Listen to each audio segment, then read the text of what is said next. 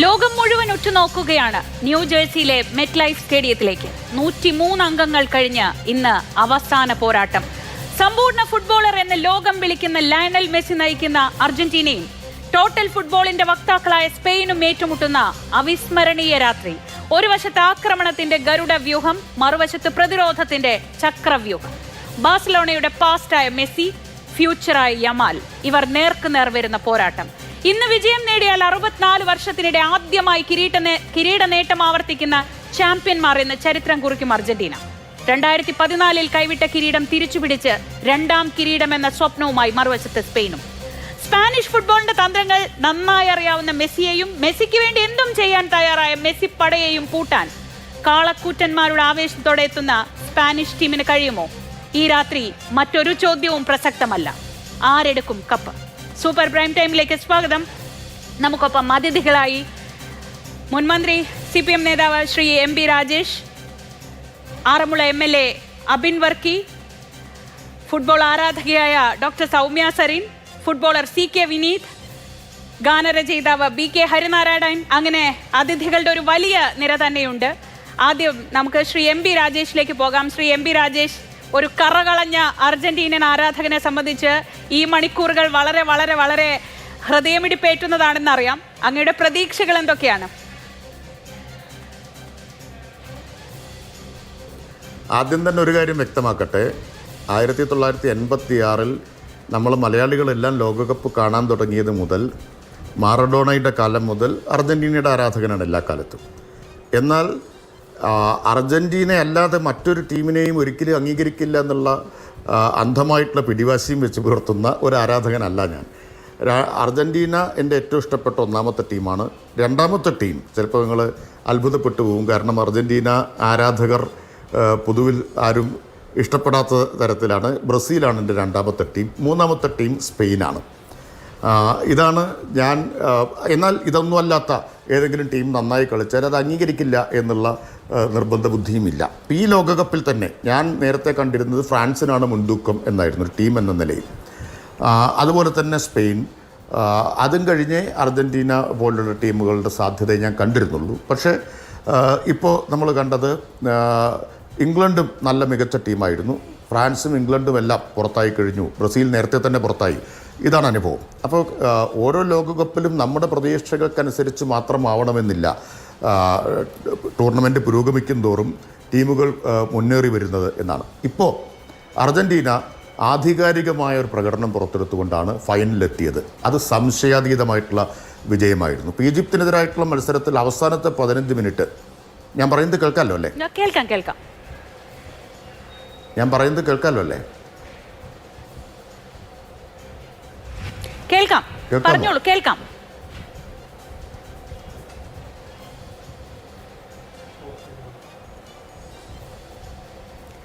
അദ്ദേഹത്തിൻ്റെ കണക്ഷനിൽ ഒരു ചെറിയ പ്രശ്നം വന്നതുകൊണ്ടാണ്. നമുക്ക് ആറന്മുള MLA ശ്രീ അബിൻ വർക്കി കൊടിയാട്ടുകൂടി നമ്മളോടൊപ്പം ചേരുന്നുണ്ട്.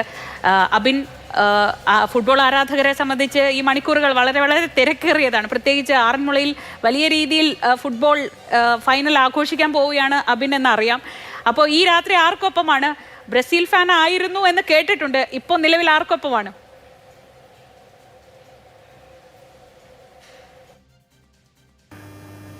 ഞങ്ങൾ ആദ്യം ബ്രസീൽ ഫാനായിരുന്നു. ആദ്യമൊന്നല്ല, എപ്പോഴും ബ്രസീൽ ഫാനാണ്. പക്ഷേ ബ്രസീൽ തോറ്റു കഴിഞ്ഞപ്പോൾ ഞങ്ങളെല്ലാവരും കൂടെ പോർച്ചുഗലിൻ്റെ കൂടെ കൂടിയതാണ്. പക്ഷെ നിർഭാഗ്യവശാൽ പോർച്ചുഗലും തോറ്റു. പിന്നെ കുറേ ഫാൻസൊക്കെ ഫ്രാൻസിൻ്റെ കൂടെ കൂടാൻ ശ്രമിച്ചിരുന്നു. പക്ഷെ ഫ്രാൻസും തോറ്റു. പക്ഷേ അവസാനം വന്ന് അർജന്റീന സ്പെയിൻ മത്സരത്തിൽ എത്തി നിൽക്കുകയാണ്. പക്ഷേ എനിക്ക് ബ്രസീൽ കഴിഞ്ഞാൽ ഏറ്റവും ഇഷ്ടമുള്ള ടീം അർജന്റീന തന്നെയാണ്. അപ്പോൾ അതുകൊണ്ട് അർജന്റീനയുടെ കളി കാണാൻ തന്നെയാണ് ഇഷ്ടം. അർജന്റീന ഈ കളിയിൽ എങ്ങനെ വരുമെന്ന് നമുക്ക് നോക്കാം. സാധാരണ ഈ അർജന്റീന ഫൈനലിൽ എത്തി നിൽക്കുമ്പോൾ ഈ ബ്രസീൽ അടക്കം ബാക്കി തോറ്റുപോയവരെല്ലാവരും അർജന്റീന ഫാൻസിനെ ഭയന്നുകൂടി ഒരു നിലപാട് എടുത്തു എന്നൊരു ചീത്തപ്പേരുണ്ട്. അങ്ങനെ അർജന്റീന ഫാൻസിനെ പേടിച്ചാണോ ഇങ്ങനെ ഒരു നിലപാട്?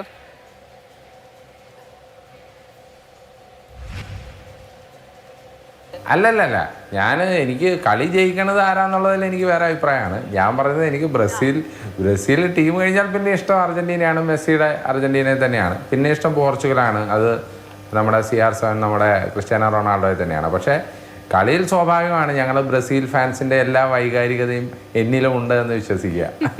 ശരി, ഇന്നത്തെ മത്സരത്തിൽ അർജന്റീനയ്ക്ക് ഒപ്പമാണ്. പക്ഷെ നേരത്തെ ഇങ്ങനെ സൂചിപ്പിച്ചു, അതായത് കളി ജയിക്കുക ആരാണെന്ന് ചോദിച്ചാൽ വേറെ അഭിപ്രായമാണെന്ന്. അതാരാണ്? അതെന്താണ് അങ്ങനെ ഒരു അഭിപ്രായത്തിലേക്ക് എത്താൻ കാരണം?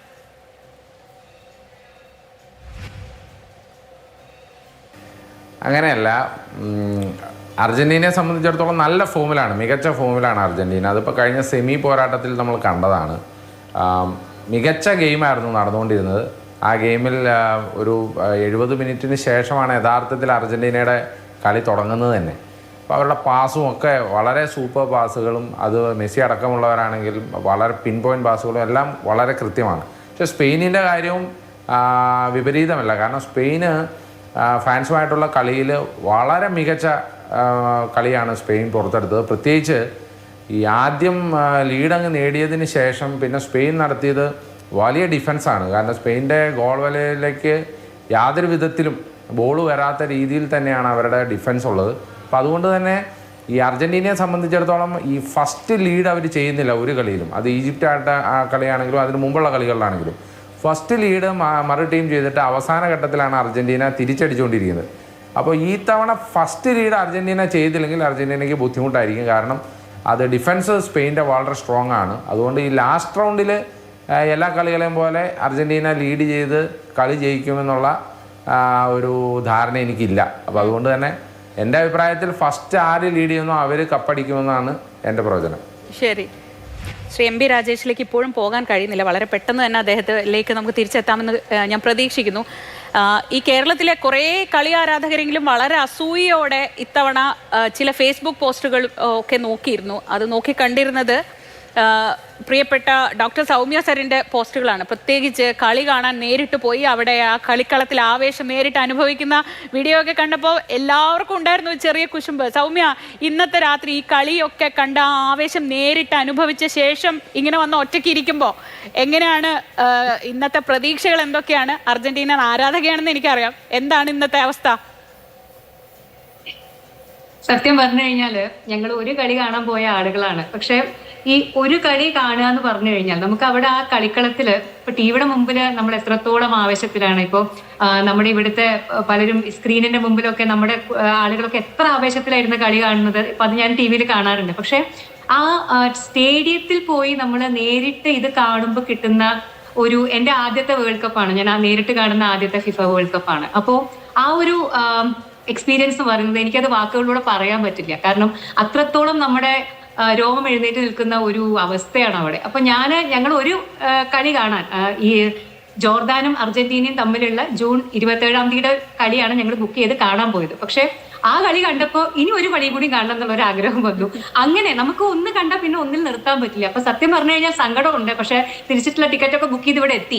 അപ്പോൾ എന്തായാലും സെമിയൊക്കെ കാണുമ്പോൾ ലൈക്ക് ഫൈനലൊക്കെ എന്തായിരിക്കുമെന്ന് ഇവിടെ ഇരുന്ന് ഊഹിക്കാനേ പറ്റൂ. കാരണം ഇതിന്റെയൊക്കെ മുന്നേ ഉള്ള കളിയുടെ തന്നെ ഒരു ആവേശം ശരിക്കും ആ സ്റ്റേഡിയത്തിൽ നിന്ന് നേരിട്ട് കണ്ട ഒരാളെന്നുള്ള രീതിയിൽ ഇന്ന് ആ സ്റ്റേഡിയത്തിൽ എന്തായിരിക്കാം നടക്കുക എന്നുള്ളത് ഊഹിക്കാൻ എനിക്ക് സാധിക്കും. അപ്പോൾ ശരിക്കും പറഞ്ഞു കഴിഞ്ഞാൽ സങ്കടമുണ്ട് സെമി ഫൈനലും ഫൈനലും ഒന്നും കാണാൻ പറ്റാതെ ഇങ്ങോട്ട് തിരിച്ചു പോരേണ്ടി വന്നേലും. ശരി, ശ്രീ എം ബി രാജേഷ്, അപ്പോൾ പ്രിയപ്പെട്ട രണ്ട് ടീമുകളാണ്, നടുക്ക് പോർച്ചുഗൽ മാറ്റി നിർത്തിയാൽ പ്രിയപ്പെട്ട രണ്ട് ടീമുകളാണ് ഇന്ന് ഏറ്റുമുട്ടുന്നത്. അപ്പോൾ അതിൽ ഒരു പക്ഷത്ത് നിൽക്കുക ഒരു കളി ആരാധകനെ സംബന്ധിച്ച് ബുദ്ധിമുട്ടാണോ?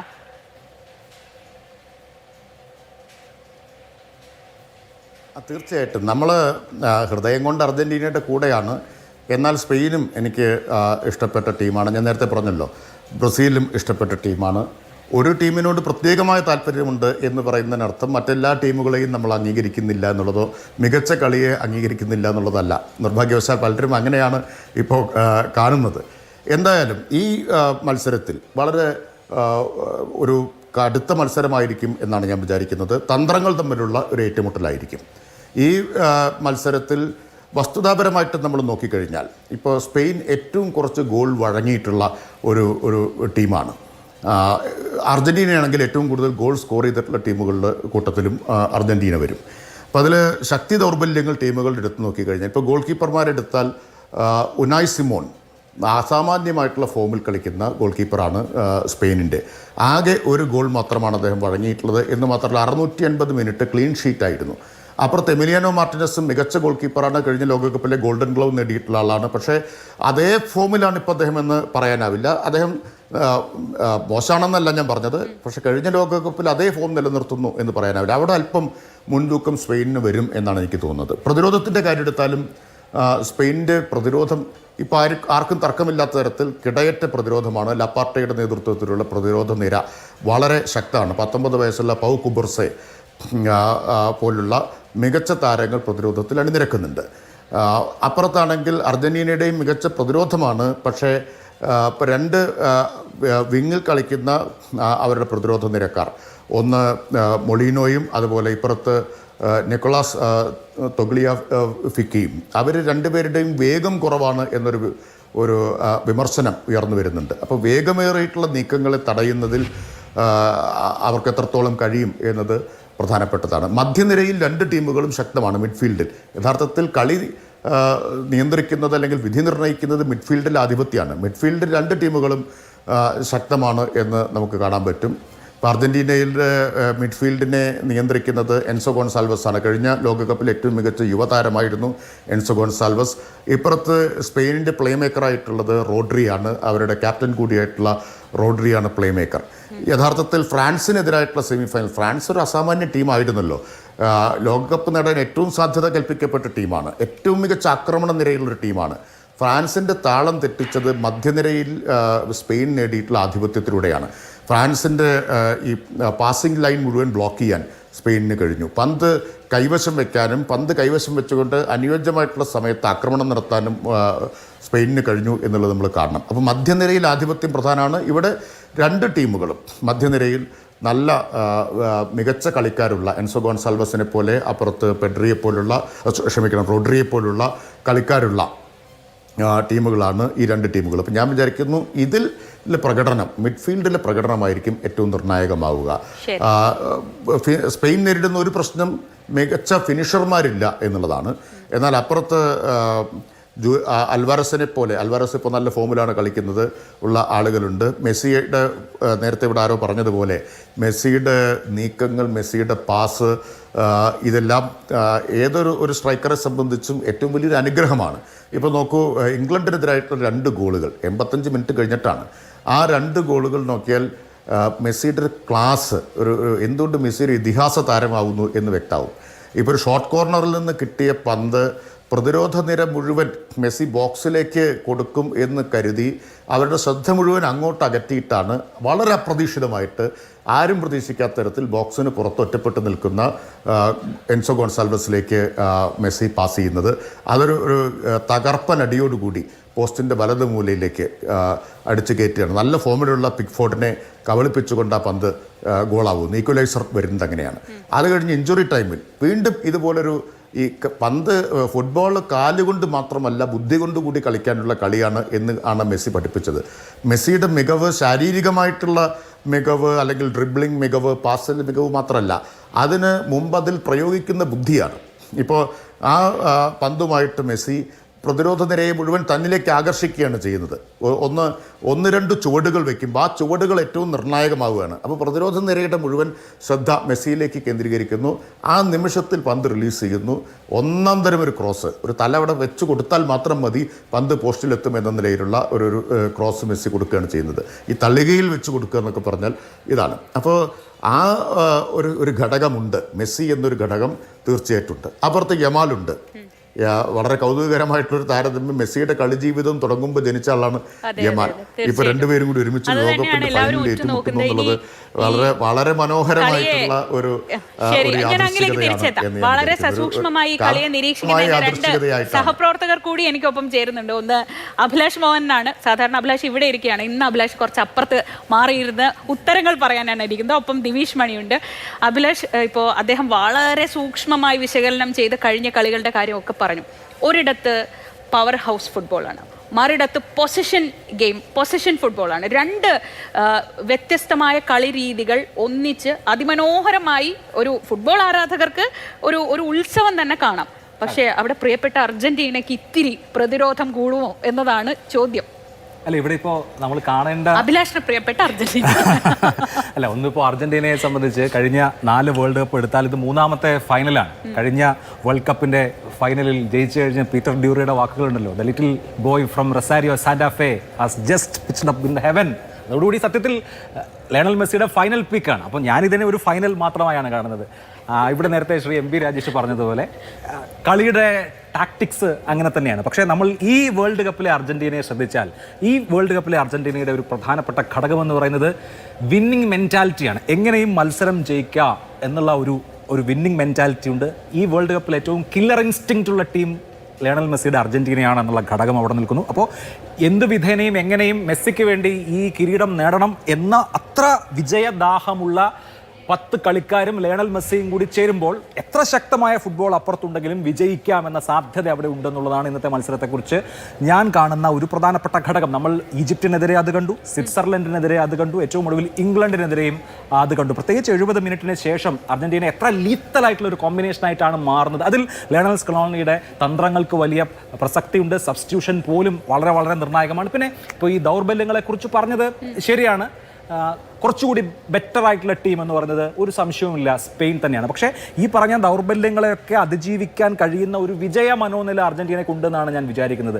ദൗർബല്യങ്ങളിൽ ഏറ്റവും പ്രധാനപ്പെട്ടത് നേരത്തെ പറഞ്ഞതുപോലെ അർജന്റീനയുടെ ഫുൾ ബാക്കുകൾ, അത് ഇടതുവശത്തും വലതുവശത്തും അത്ര ഏറ്റവും ഗംഭീരം എന്ന് പറയാൻ കഴിയുന്ന ആളുകളല്ല. അതിപ്പോൾ നിക്കോളസ് ടഗ്ലിയോഫിക്കോയാണ് എങ്കിലും നിഹുവൽ മൊളീനയാണെങ്കിലും ഒരു പക്ഷേ ഇന്ന് ഫക്കുന്തോ മെദീന ടഗ്ലിയോഫിക്കോയ്ക്ക് പകരം ഇറങ്ങിയേക്കാം. അതേസമയം സ്പെയിൻ്റെ ആ ഭാഗം നോക്കൂ, അവിടെ കുക്രേലയും പെഡ്രോ പോറോയുമാണ് അവരുടെ ഏറ്റവും ശക്തിയുള്ള ഏരിയയാണ്.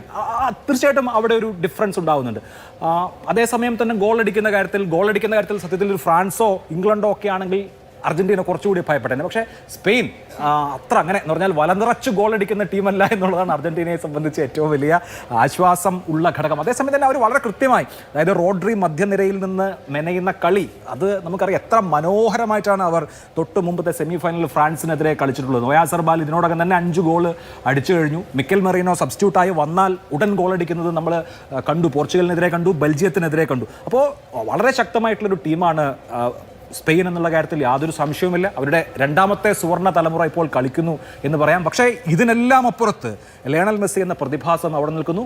3 വർഷമായിട്ട് യൂറോപ്പിൽ കളിക്കാത്ത 39 വയസ്സുള്ള, യഥാർത്ഥത്തിൽ അയാളുടെ നല്ല കാലം പിന്നിട്ട ലയണൽ മെസ്സി. അർജന്റീന അടിച്ച 19 ഗോളിൽ 12 ഗോളിലും ലയണൽ മെസ്സിയുടെ പാദസ്പർശമുണ്ട് എന്നുള്ളത് കാണണം. അസാധ്യമായ, ഒരുപക്ഷെ നമ്മുടെ സാധാരണ നിലയ്ക്കുള്ള മനുഷ്യന്റെ ആലോചനയ്ക്കും അപ്പുറത്ത് ഇയാൾ മനുഷ്യനാണോ എന്ന് തോന്നിക്കുന്ന വിധത്തിൽ കളിക്കുന്ന ലയണൽ മെസ്സി അവിടെ നിൽക്കുമ്പോൾ ഈ ഫൈനലിൽ എന്ത് സംഭവിക്കാം? തീർച്ചയായും ദിവിഷേ, ഇപ്പം നമ്മൾ ഇതിനു മുൻപ് കണ്ട സ്പെയിൻ്റെ ഏറ്റവും മികച്ച കളി എന്ന് പറയുന്നത് ലോകത്തിലെ ഏറ്റവും ലോകോത്തര ഫുട്ബോൾ കാഴ്ചവെക്കുന്ന ഏറ്റവും കൂടുതൽ ഫാൻസ് അർജന്റീനയ്ക്കായിരിക്കും. പക്ഷെ കളി ആരാധകർ കൂടെ നിന്നിരുന്ന ഫ്രാൻസിനെ എങ്ങനെയാണ് എംബപ്പയും ഒലിസയും ഡംബലയും ഒക്കെ ഉൾപ്പെടെയുള്ള സൂപ്പർ താരങ്ങളെ എങ്ങനെ സ്പെയിൻ പൂട്ടിയെന്നത് നമ്മൾ കണ്ടതാണ്.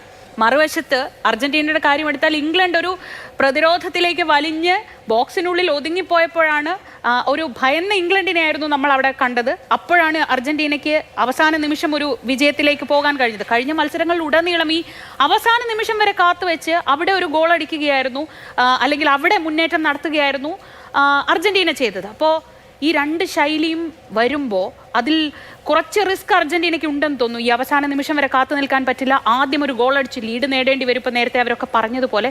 പക്ഷെ അത് ഈ ടൂർണമെന്റിൽ ഒന്നും അർജന്റീന പ്രകടിപ്പിച്ചിട്ടില്ലല്ലോ.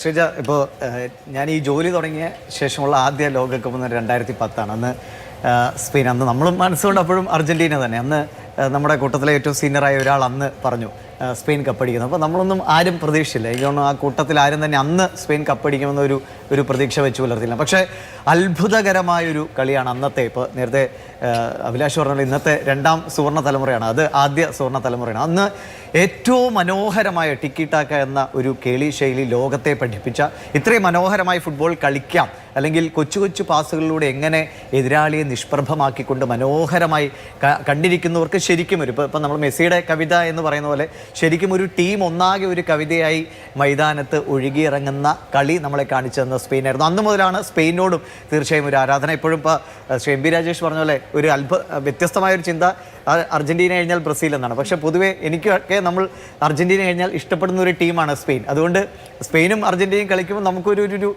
വൈകാരികമായ ഒരു പ്രശ്നം അവിടെ ഉണ്ട്. എങ്കിലും സ്പെയിനെ സംബന്ധിച്ച് പക്ഷേ ഈ ലോകകപ്പിലേക്ക് വന്നാൽ ഈ ലോകകപ്പിലെ ഫ്രാൻസ് വരെയുള്ള അതിന് തൊട്ട് മുമ്പുള്ള വരെയുള്ള മത്സരങ്ങളിൽ സ്പെയിൻ ജയിച്ചു വരുന്നുണ്ട്. ശരിയാണ്, അവർ പ്രതിരോധം അതിശക്തമായിരുന്നു, ഗോൾ വീഴാതെയുള്ള അവരുടെ അത്ര കോട്ട കെട്ടി ഗോൾ വല കാക്കുന്ന ഒരു ടീം. പക്ഷേ മത്സരം പലപ്പോഴും ഒരു വിരസതയിലേക്ക് പോയിരുന്നു എന്നത് അവരുടെ കളി ശൈലി. ഇപ്പോൾ ടിക്കി ടാക്ക അല്ല, അതിലും കുറച്ചും കൂടി ഒരു എക്സ്റ്റൻഡഡ് വേർഷൻ ടിക്കി ടാക്ക എന്ന് പറയുന്നത് പോലെയാണ് ഇപ്പോൾ അവരുടെ ഒരു ചേർന്ന്. പക്ഷേ ആദ്യഘട്ടത്തിൽ പലപ്പോഴും വളരെ ഇപ്പോൾ പോർച്ചുഗലായിട്ടുള്ള മത്സരമൊക്കെ ഒരു വിരസത പലപ്പോഴും ഉണ്ടായിരുന്ന മത്സരങ്ങളാണ്. പക്ഷേ ഫ്രാൻസിനായിട്ടുള്ള കളി വന്നപ്പോഴാണ് ഇവരിതെല്ലാം എടുത്തു വെച്ചിരിക്കുകയായിരുന്നു. എങ്ങനെ പ്രതിരോധം ശക്തമാക്കണം, ഒപ്പം തന്നെ എങ്ങനെ അവസരം കിട്ടിയാൽ അതിശക്തമായി എതിരാളിയെ ഞെട്ടിപ്പിക്കുന്ന തരത്തിൽ ആക്രമണം നടത്തണമെന്ന ഒരു ശൈലി. അപ്പോൾ അതും അവർ കാത്തുവെച്ചിട്ടുണ്ട്. എതിരാളികൾക്ക് അനുസൃതമായി അവരുടെ ശൈലി വ്യത്യാസങ്ങൾ കളിക്കളത്തിൽ എടുക്കുക എന്നാണ് ഡിഫൻഡയുടെ ഒരു ശൈലി. അത് തന്നെയാണ് അദ്ദേഹം ഫ്രാൻസിനെതിരെ നടപ്പാക്കിയത്. അന്ന് ആ മത്സരം കണ്ട നമ്മളെല്ലാം സ്വാഭാവികമായിട്ടും ഇന്ന് അർജന്റീനയ്ക്കെതിരെ വരുമ്പോൾ അന്ന് കളിച്ച സ്പെയിൻ ആണെങ്കിൽ ഇത്തിരി പാടാണെന്ന് തോന്നും. കാരണം ഫ്രാൻസ് പോലെ നേരത്തെ അഭിലാഷൻ സൂചിപ്പിച്ചു ഇത്ര ഇടിച്ചു കുത്തി വന്ന് എതിരാളികളുടെ ഗോൾ വലയിലേക്ക് പന്തുകൾ വർഷിക്കാൻ ശേഷിയുള്ള എംബാപ്പെ അടക്കമുള്ള ടീമുകൾ ഇന്നലെ നമ്മൾ കണ്ടാണ്, ഫ്രാൻസ് ഇംഗ്ലണ്ട് പോരാട്ടം കണ്ടാണ്. അപ്പോൾ അതുപോലൊരു ടീമിനെ പിടിച്ചു കെട്ടി കളിക്കളത്തിൽ പന്ത് കിട്ടാതെ എംബാപ്പയൊക്കെ തലങ്ങും വിലങ്ങും നടന്നു പോകുന്ന അലഞ്ഞു തിരിയുന്ന അവസ്ഥയിലേക്ക് പിടിച്ചു കെട്ടാൻ നമ്മളൊരു ഫിസിക്ക് നോക്കിക്കഴിഞ്ഞാൽ തീർച്ചയായും അർജന്റീനയും സ്പെയിനും ഒക്കെ ഏകദേശം ഒരേ തരക്കാരാണ്. ഫ്രാൻസിനോട് അങ്ങനെ മുട്ടാൻ പറ്റുന്ന ഒരു ടീമായിട്ട് നമുക്ക് സ്പെയിനെ പരിഗണിക്കാം, അവരുടെ ഹൈറ്റ് ഒക്കെ മൊത്തം ഫിസിക്ക് നോക്കി. പക്ഷേ ആ ഫിസിക്ക് വെച്ചിട്ടാണ് അവർ ആ ടീമിനെ കുക്കറയൊക്കെ എങ്ങനെയാണ് കളിച്ചത് ഞെട്ടിപ്പോവും. അത്ര മിന്നൽ വേഗത്തിലാണ് അദ്ദേഹം പ്രതിരോധത്തിൽ എതിരാളിയുടെ നീക്കങ്ങളെ മുഴുവൻ തടഞ്ഞു നിർത്തിയത്. അപ്പോൾ ആ ഒരു മികവ് ഇവിടെ അർജന്റീനയ്ക്കെതിരെ സ്പെയിൻ എടുക്കുകയാണെങ്കിൽ തീർച്ചയായും അർജന്റീനയ്ക്ക് വെല്ലുവിളിയാണ്. പക്ഷെ അവിടെയും നമ്മൾ ഈ പറയുന്ന ഇതുവരെ ഈ ലോകകപ്പിൽ ഏറ്റവും ഗംഭീരമായ അതിജീവന ശേഷി പ്രകടിപ്പിച്ച ടീം അർജന്റീനയാണ് എന്നതിൽ യാതൊരു സംശയവുമില്ല. അത് കഴിഞ്ഞ 3 മത്സരങ്ങൾ മാത്രം എടുത്താൽ മതി. ആ 15-20 മിനിറ്റുകളിൽ അർജന്റീന പ്രകടിപ്പിക്കുന്ന പോരാട്ട വീര്യം പുറത്തെടുത്താൽ തന്നെ അർജന്റീനയ്ക്ക് ജയിച്ച് കയറാമെന്നതിൽ സംശയമില്ല. പക്ഷേ എന്തായാലും അതിശക്തമായിരിക്കും മത്സരം എന്ന കാര്യത്തിൽ ഒരു തർക്കവുമില്ല. ആരാധകരെ സംബന്ധിച്ച് ഞാൻ ഇപ്പോഴും പറയുന്നത് വിരസമായ ഒരു ഫൈനൽ ആകാതിരിക്കട്ടെ എന്നാണ്. പലപ്പോഴും നമ്മളിങ്ങനെ അല്ലേ ഇതുവരെയുള്ള ചരിത്രത്തിലെ ഏറ്റവും മികച്ച ഫൈനൽ അതിനപ്പുറം ആകട്ടെ. പലപ്പോഴും സ്പെയിന്റെ ഒരു നൽകിയൊരു ഉപദേശമുണ്ട്, വെറുതെ മെസ്സിക്ക് പിന്നാലെ ഓടി ഊർജം കളയരുത്. നിങ്ങൾ പറയൂ ഇപ്പൊ ഇവിടെ ആരാ സംസാരിച്ചെന്ന് എനിക്ക് മനസ്സിലായി. അദ്ദേഹം പറഞ്ഞത് വളരെ ശരിയാണ്. ദിവീഷ് പറഞ്ഞത് വളരെ ശരിയാണ്. ഞാനും ആഗ്രഹിക്കുന്നത് വിരസമാവരുത് എന്നുള്ളതാണ്. പലപ്പോഴും ലോകകപ്പ് ഫുട്ബോൾ ഫൈനലുകളുടെ അനുഭവം എന്താണെന്ന് വെച്ചാൽ അതുവരെയുള്ള മത്സരങ്ങൾ പോലെയെല്ലാം വിരസമായി പോകാറുണ്ട് എന്നുള്ളതാണ്. സമ്മർദ്ദത്തിന് അടിപ്പെട്ട് കളിക്കും, കൂടുതൽ ജാഗ്രതയോടുകൂടി 2 ടീമുകളും കളിക്കും. ഇതുകൊണ്ട് പലപ്പോഴും വിരസമായി പോകാറുണ്ട്. അതിൽ നിന്ന് വ്യത്യസ്തമായൊരു അനുഭവം ഉണ്ടായത് കഴിഞ്ഞ വർഷം തന്നെയാണ്, കഴിഞ്ഞ ലോകകപ്പ് ഫൈനലിൽ തന്നെയാണ്. അവസാന നിമിഷം വരെ നമ്മളെ മുൾമുനയിൽ നിർത്തിയിട്ടുള്ള ഒരു ഫൈനലായിരുന്നു. അപ്പോൾ അത് ഞാനും ആഗ്രഹിക്കുന്നു, ഇത് വിരസമായി പോകാതിരിക്കട്ടെ എന്നത്. ഇവിടെ അദ്ദേഹം പറഞ്ഞ പല കാര്യങ്ങളോടും അഭിലാഷ് പറഞ്ഞ കാര്യത്തോടും ഞാൻ യോജിക്കുന്നു. ഇപ്പോൾ ഈ ഒരു ടെക്നിക്കിൻ്റെ അടിസ്ഥാനത്തിൽ നോക്കി, സാങ്കേതികമായിട്ടുള്ള മികവിൻ്റെ അടിസ്ഥാനത്തിൽ നോക്കിയാൽ ഞാൻ വിചാരിക്കുന്നു സ്പെയിൻ മുന്നിലാണ്. മികച്ച ടീം സ്പെയിൻ തന്നെയാണ്. പക്ഷേ അഭിലാഷ് പറഞ്ഞതാണ് ഇവിടുത്തെ ഏറ്റവും പ്രധാനപ്പെട്ട കാര്യം, എങ്ങനെയും വിജയിച്ചേ തീരൂ എന്നുള്ള വിജയദാഹം. ആ വിജയദാഹമുള്ള ഒരു സംഘമാണ് മെസ്സിയുടെ നേതൃത്വത്തിലുള്ള സംഘം. ഇന്ന് മെസ്സി തൻ്റെ സഹപ്രവർത്തകർക്കും ആരാധകർക്കും എഴുതിയിട്ടൊരു കത്ത് പുറത്തു വരികയുണ്ടായി. ആ കത്തൊക്കെ കാണിക്കുന്ന ഒരു ടീം എന്ന നിലയിൽ എത്ര കൊഹസീവായിട്ടുള്ള ഒരു യൂണിറ്റാണ്, എത്ര വൈകാരികമായിട്ട് ഒരുമിച്ച് കളിക്കുന്ന ഹൃദയം കൊണ്ട് കളിക്കുന്ന ഒരു ടീമാണ് എന്നാണ് അത് കാണിക്കുന്നത്. അപ്പോൾ അതാണ് അർജന്റീനയുടെ ഒരു മുൻതൂക്കം എന്ന് ഞാൻ വിചാരിക്കുന്നു. സാങ്കേതികമായിട്ടുള്ള മികവും തികവും ഒക്കെ കൂടുതൽ സ്പെയിനിന് തന്നെയാണ്. അപ്പോൾ അത് തമ്മിലാണ് ഒരു ഭാഗത്ത് സാങ്കേതിക മികവും മറുഭാഗത്ത് ഹൃദയം കൊണ്ട് കളിക്കുന്ന ഒരു ടീമും തമ്മിലുള്ള ഏറ്റുമുട്ടലാണ് എന്നത് ഇതിനെ പ്രവചനാതീതമാക്കി മാറ്റുന്നുണ്ട്. ശരി, അബിൻ വർക്കി, എന്ത് തോന്നുന്നു ഇന്നത്തെ മത്സരം എങ്ങനെ ഉണ്ടാവും? കഴിഞ്ഞ 2 സെമി ഫൈനലിൽ പ്രത്യേകിച്ച് ഇംഗ്ലണ്ട് അർജന്റീനയൊക്കെ ഏത് നിമിഷവും ഒരു കയ്യാങ്കളിയിലേക്ക് പോകുമോ എന്നൊക്കെ നമുക്ക് സംശയിക്കുന്ന തരത്തിലൊക്കെയുള്ള ഒരു കളിയൊക്കെ നമ്മൾ കണ്ടു. അപ്പോൾ ഇന്നത്തെ മത്സരം എങ്ങനെയാകും? ഈ വിരസതയൊന്നും ഇല്ലാത്തൊരു ആവേശകരമായ മത്സരം തന്നെ പ്രതീക്ഷിക്കുന്നോ?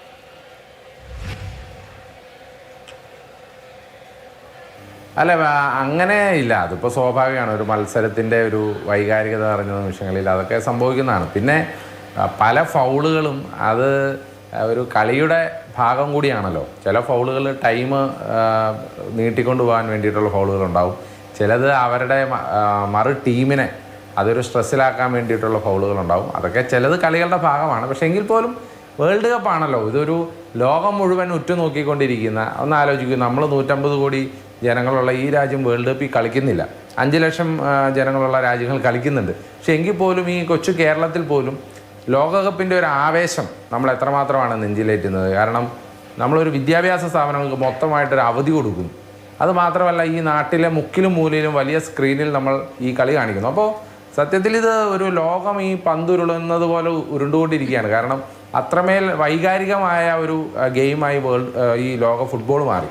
അപ്പോൾ സ്വാഭാവികമാണ് അതിൻ്റെ ഒരു മെൻ്റൽ സ്ട്രെസ്സും ഒക്കെ ഈ കളിക്കാർക്കും ഉണ്ടാവും. അപ്പോൾ അതിൽ നിന്നുണ്ടാകുന്നതാണ് എന്ന് പ്രതീക്ഷിക്കുക, അത്രേ ഉള്ളൂ. ശരി ശരി.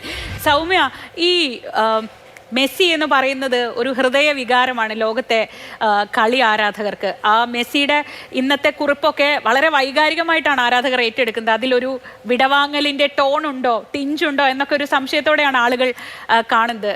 ഈ മെസ്സി ഗ്രൗണ്ടിൽ ഇറങ്ങുന്നത് നേരിട്ട് കാണാൻ അവസരം കിട്ടി. എങ്ങനെയായിരുന്നു ഈ അർജന്റീനൻ ടീമിനെ അവിടുത്തെ ആരാധകർ ഈ സ്റ്റേഡിയം വരവേൽക്കുന്നതൊക്കെ എങ്ങനെയാണ്? ആ മെസ്സിയെ കണ്ട മൊമെന്റ് എങ്ങനെയാണ്? ഞങ്ങള് ഡാലസിൽ വെച്ചിട്ടാണ് കളി കാണുന്നത്. ജൂൺ 27-ാം തീയതി അർജന്റീനയും ജോർദാനും തമ്മിലായിരുന്നു ആ കളി. അതൊരു നോക്കൌട്ട് മത്സരമായിരുന്നില്ല, നോക്കൌട്ടിന് തൊട്ട് മുമ്പേയുള്ള മത്സരമായിരുന്നു. അപ്പോൾ നോക്കൌട്ട് മത്സരത്തിലേക്ക് അർജന്റീന ഓൾറെഡി സീറ്റ് ഉറപ്പിച്ചു കഴിഞ്ഞു. ആ ഗ്രൂപ്പിൽ അവർ ഏറ്റവും ടോപ്പിൽ നിൽക്കുകയാണ്. അപ്പോൾ ആ കളിക്ക് വലിയ പ്രസക്തി ഒന്നുമില്ല. ജോർദാൻ എന്തായാലും പുറത്തു പോകേണ്ട ടീമുമായി മാറിക്കഴിഞ്ഞിട്ടുണ്ടായിരുന്നു. എന്നിട്ട് പോലും ആ മത്സരത്തിൽ ഞങ്ങൾ ഡാലസ് സ്റ്റേഡിയത്തിന്റെ കിലോമീറ്ററുകൾക്ക് അപ്പുറത്ത് വെച്ച് തന്നെ നമുക്ക് റോഡിൽ ആകെ കാണാൻ പറ്റുന്ന 2 കളറുകൾ വെള്ളയും നീലയും മാത്രമാണ്.